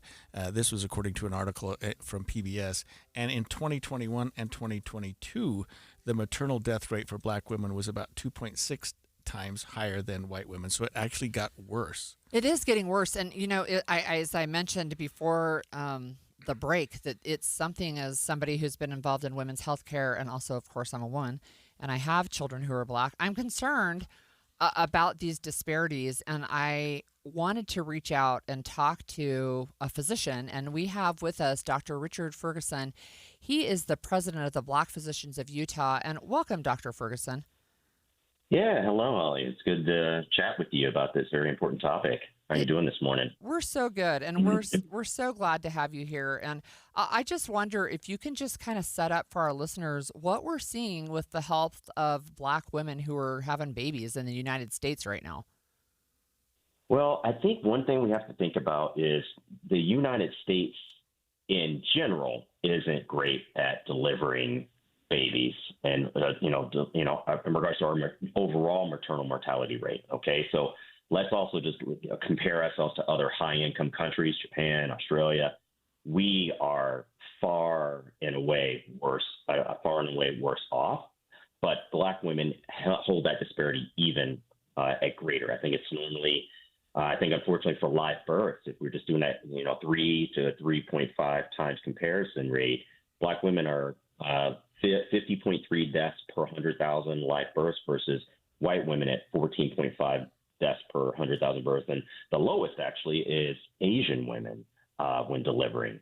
But to kind of set for why this continues, we have to think about the underlying causes, some of which that Black Physicians of Utah tries to address through education, but also trying to increase the number of Black physicians in the state and also retaining so we can bring about health equity. But a lot of this boils down to often the history in the U.S. of systemic racism and bias. So this leads to when Black women are delivering, Black women are more often ignored, have their pain dismissed, and they face mistrust in the healthcare system. And we also have to understand what is actually leading to the death, and it's not controlling bleeding. Post-birth hemorrhage is the leading cause of death across the board for women that are dying as a result of childbirth, but even worse so for that of Black women. Can I just ask you a follow-up question? Why would hemorrhage be worse in Black women? Are they just not being observed as often? Is there something you mentioned not taking them as seriously? And I think it was Serena Williams, right, who felt like, look, here I am, yeah. I'm a well-known celebrity, and I feel like I almost died because people wouldn't listen to me. Yeah, so that's part of that underlying cause of the racism and bias. Of course, social determinants of health. Serena Williams, she didn't have food insecurity. She didn't lack physical activity. She didn't really have stress as a contributing factor. But some things that has to deal with how doctors are trained. So do you think so often those in training or in teaching hospitals, there's often recognition of power. So knowing earlier signs besides one's heart rate starting to go up, but more attuned attention, but also physical exam signs are often ignored in Black women. They often won't have the skin color change that a white woman would when she has clear evidence that she's hemorrhaging, or when they express pain or discomfort in their abdomen, they're less likely to be taken seriously or, assumed that pain medication is what they desire, not to actually have their symptoms listened to in an exam to assess for bleeding and hemorrhage. Dr. Ferguson. It often comes down to more likely to be dismissed whenever they're asking for help, or they don't have an advocate for them as others that are non-Black when they're delivering. Sorry, go on. No. I apologize for stepping over you. Dr. Ferguson, why would the United States numbers as it relates to maternal mortality be worse than some other countries? I think, maybe naively, of us having the best medical training in the country, in the world, that our doctors are as well trained as anybody. So why are we seeing this phenomena? Part of it is access to care, and when not everyone has equitable access. So those other countries, your Chile, your Norway, let me try to think of some other, Netherlands, Sweden, Switzerland, they have universal healthcare systems. And so everyone's getting the same access to prenatal care, all right? And they're also getting the same access to vaccinations, and it's all offered no matter income. And here, we often have for-profit healthcare systems, and we can know very well if you're delivering possibly in a wealthy hospital in West Palm Beach versus, say, an underserved public facility that's not private in inner city Detroit. The doctors, often the care ratios are different. and they will often not get the same level of care because they don't actually have the same tax base or amenities that some of these wealthier, much of your health can be defined by a zip code. So we have too much variability because we don't have a standardization that's accepted in every health system because some health systems just can't meet them. So, Dr. Ferguson, you've mentioned it already a little bit about what the Black Physicians of Utah is doing. What is your goal overall besides improving the health for Black patients? My goal overall is to increase, we feel that representation will bring about more health equity here. So Black and marginalized groups, we want to show them a path to becoming doctors. Right now, just for example, University of Utah School of Medicine, they often have maybe 1 to 3 Black students admitted to medical school per year. Lately, they've all, to at least the majority, or the 1 or the 2 to 3, are products of our mentorship program. But what we want overall is for people to be well informed, to know how to advocate for high quality health care and how to make sure that their concerns when they're receiving care from a provider aren't dismissed. And a big thing that BPOU does for the community is a lot of education webinars because we feel that knowledge is power. And so that you know that you can go in, ask the right questions, but also don't go into your care alone. It's often people feel that they are judged, more likely to have a complaint or concern dismissed. But we want to make sure, no, you don't have to fall into that bucket or that category or get it dismissed. Hold your health system, your provider accountable. And we also try to create a directory of those that we have vetted that we feel have cultural competency that are less likely to fall into racial bias when it comes to providing care. One last final question. So again, today is Martin Luther King Jr. Day. Are you doing anything as your organization to take note of this day? Yeah, I'm glad you mentioned that. So I actually just finished about an hour and a half ago serving at the Geraldine's Women's Shelter. We do this every year. We actually served yesterday lunch, and we did the breakfast service. And we really believe in service and what we do. It's not a day off is how we view MLK. It's a day on. So just like many throughout the state right now are engaged in service opportunities, several of our mentees from BPOU, we served breakfast to the women at the Women's Shelter, and now we're going to do a march and rally at the Student Union as an organization to the steps of Kingsbury Hall, which is where, of course, Dr. Martin Luther King spoke, back in 1963, I believe. And after that, we'll probably go and enjoy the Alvin Haley dance performance that's also going to be at Kingsbury Hall. And what time is that? What time are those? So if you want to join BPOU for the March and Rally, it's the rally, which is inside with like panels and speeches. That starts at 2 o'clock on campus. And then probably about 3:30 or so is when they'll gather outside for us to march to Kingsbury Hall. Oh. And you can't miss us. We're purple. It says BPOU with the large caduceus in the shape of Utah surrounding the caduceus. So you can't miss us. Wonderful. We might have a white coat on or two. Thank you so much for joining us. That was Dr. Richard Ferguson, the president of the Black Physicians of Utah. And when we come back after the break, I have some fun facts. They're about Martin Luther King Jr. today.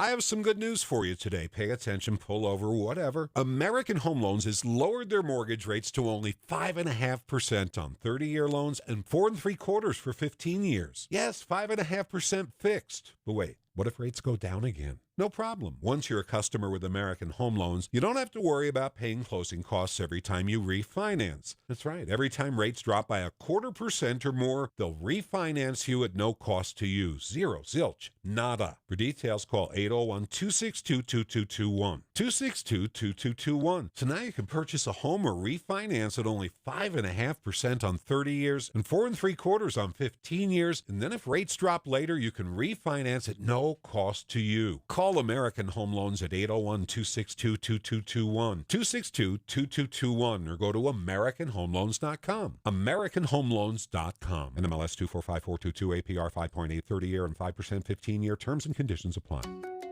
KSL offers the best daily newsletter in the state. It's the 3 things you need to know.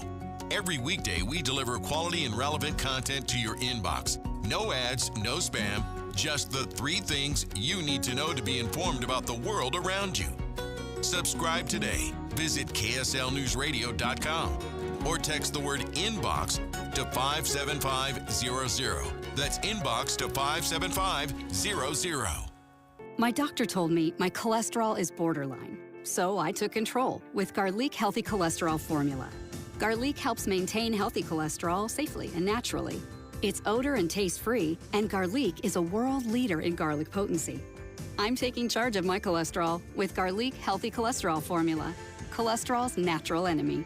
These statements have not been evaluated by the FDA. This product is not intended to diagnose, treat, cure, or prevent any disease. The term natural references only the garlic in the product. Use as directed. Are you 50 or older? This news is for you. The CDC recommends you get vaccinated against pneumococcal pneumonia. Even if you're healthy, your age puts you at risk. People 50 or older are over 6 times more likely to be hospitalized with pneumococcal pneumonia compared to adults 18 to 49. Just one shot can help protect you. Learn more and schedule at vaxassist.com. That's VAXassist.com. Sponsored by Pfizer. For nearly 70 years, Les Olson IT has been the trusted name for businesses. From state-of-the-art printers and copiers to managed IT services, we have the solutions you need to stay ahead in today's world. And now Les Olson IT is trusted and licensed in Utah for security systems, for technology that helps you work smarter. Les Olson IT, providing solutions that empower your business. Les Olson IT. Getting help with electrical repairs is easier than you think. All you have to do is call Any Hour Services or schedule an appointment at anyhourservices.com. No one helps more homeowners than Any Hour Services. You served behind the desk. You served in combat. You did 4 years and got out. You were drafted. You gave 20 years. You gave exactly what your country needed. And so did you. When you raised your hand and swore an oath to your country, when you put your name on a dotted line, you became part of only 1% of Americans who did the same. You are a veteran. You are a veteran. You are a veteran.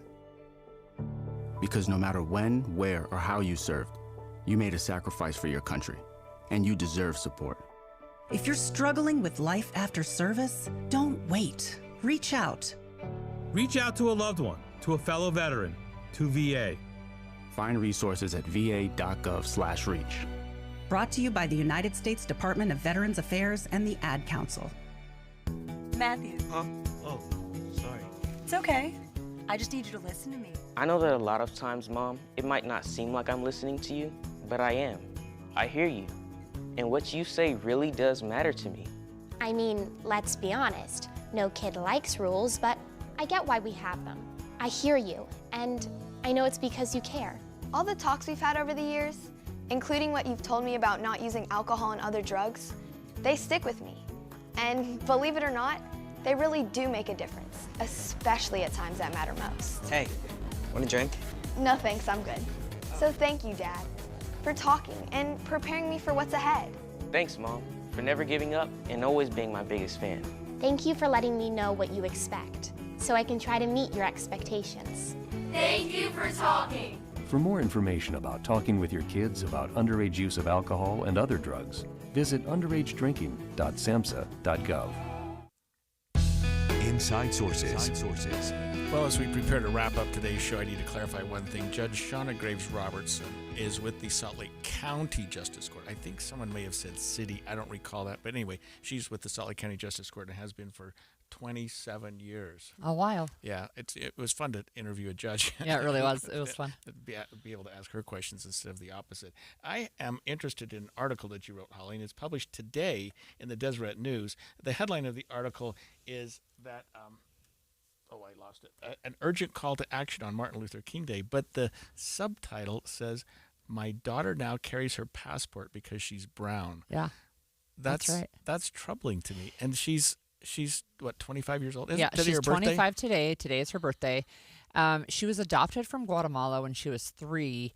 She has been asked multiple times over the last year, "Are you going to get deported?" And the answer is no, we don't think so. But because she's brown and Hispanic, She doesn't even speak Spanish, but because she's brown and Hispanic, she knows she should start carrying documentation that she's actually a U.S. citizen. U.S. citizen. And you know what? I mean, there's a lot of things that are super sad about that whole conversation. But I saw an article last week or over the weekend where Utah tribal leaders are telling their members that they better carry documentation too, because we're seeing national stories of people who are Native Americans who are also being held in ICE detention.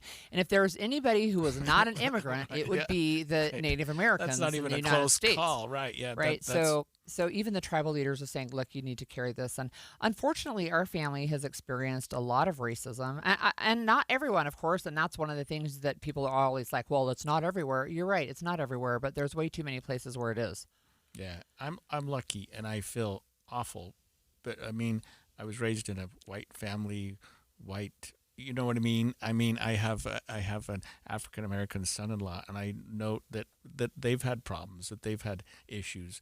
But for me personally, it has never been that way, and that's tragic. Well, one of the things I think, and I hear this unfortunately a lot, is racism doesn't exist here. Yes, it does. Yes, it does. And just because you don't see it doesn't mean it's not happening. And the reason you don't see it is probably because you're white. So I would say, look, the first place my kids were called the N-word, my black kids, was at church. And they experienced racism at school. In fact, there was one, I have an Asian son. I have several Asian sons, 2 of them. But one of them was bullied so badly, I had to threaten to get attorneys involved. And then it stopped, right? But I'm a mama bear for sure. But I think one of the things, too, I think we see that on this day, Martin Luther King Jr. Day, we're going to see a lot of people quoting the good Reverend. But it's not enough to quote when your actions don't back up what the Reverend was saying. Yeah, and it was a sad fact also when we interviewed Judge Shauna Graves Robertson, when she said she's the only African-American female judge and has been for 27 years. Yeah, and she was the first and she's the only. She's much, much closer to retirement than she is to starting the bench. And does that mean that in a year or 2 or 5, we will have no female African-American judges in Utah? Well, that's what it looks like. That shouldn't happen. I agree with that. And I want people to take action. And in my article, I am a member of the Church of Jesus Christ of Latter-day Saints. And I've quoted several church leaders, including Russell M. Nelson, current President Dallin H. Oaks. But last week, BYU Idaho President Alvin F. Meredith III gave an opening devotional. And they do that, every semester. The president of the university will give an opening devotional. And he was just flat out. Prejudice has no place in discipleship, and he told his students, look, you have to speak up. If you hear offensive racial language, even when it's framed as a joke, have the courage to speak up. If you see someone act with prejudice, don't look the other way. Silence may feel polite, but it's not Christ-like.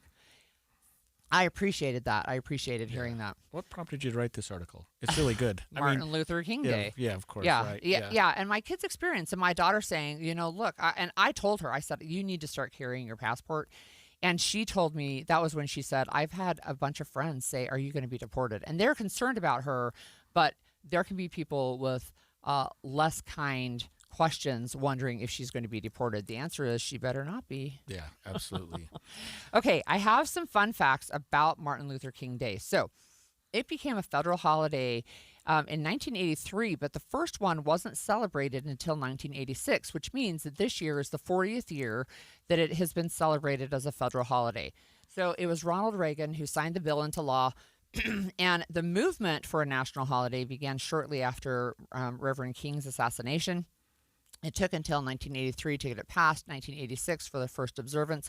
It took 15 years of campaigning by civil rights activists, including Coretta Scott King, his widow, right? It took a while to get this law into place. But I wanted to give you some information about Martin Luther King himself. So in 1963, he was named Man of the Year by Time magazine. And when he was 35, so he was born in 1929. When he was 35, he won the 1964 Nobel Peace Prize. He was the youngest recipient ever at the time. And I learned this about him when I was looking up some of the information for today. He was 15 when he graduated from high school, really a brain.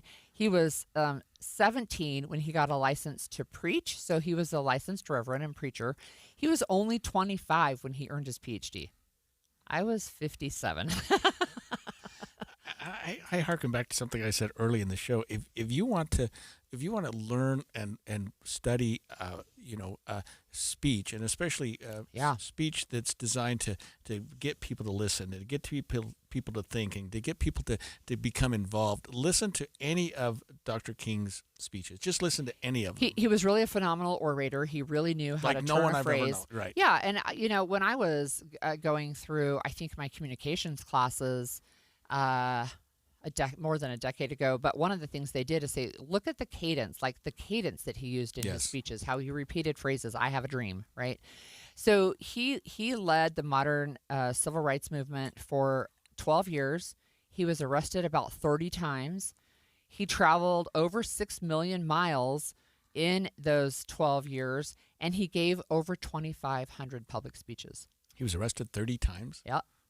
Well, you have the phenomenal letters from a Birmingham jail. I mean, those those are some really good pieces too of work. So we talked about in one of our earlier segments the Montgomery bus boycott. It lasted 381 days, so just over a year, and it was one of the ways to say, look, we're not going to ride the bus until you let us sit in the front. And so it had an economic impact, right? It's why they were having sit-ins at lunch counters, because there was an economic impact for sure. So 1964, we know that Congress passed the Civil Rights Act, making racial segregation illegal. But that wasn't the end. Right. No, it was, in some respects, a kind of a beginning toward thinking about we've got to keep moving this in this direction. And it's sad that we're talking about this today in a way that you wouldn't have expected 30, 40, 50 years ago.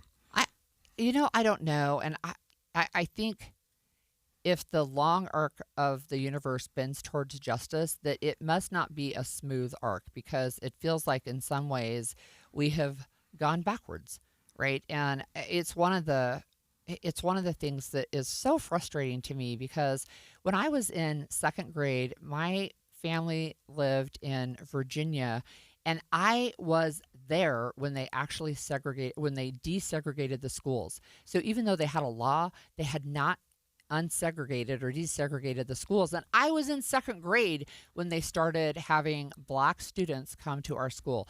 It's wild that it's my lifetime, and now we're still saying, okay, well, now we're moving backwards.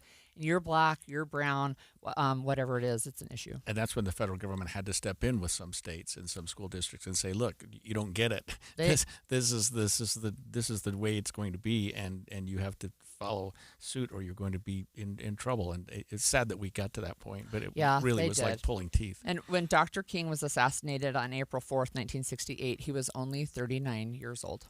Yeah. Well, that's it for Inside Sources today. 2026 has begun with a worryingly high trend of car accidents involving pedestrians. Maria Shilaos is going to talk about that next. Midday with Maria Shilaos is up with all of today's news. Stay with us right here on KSL News Radio.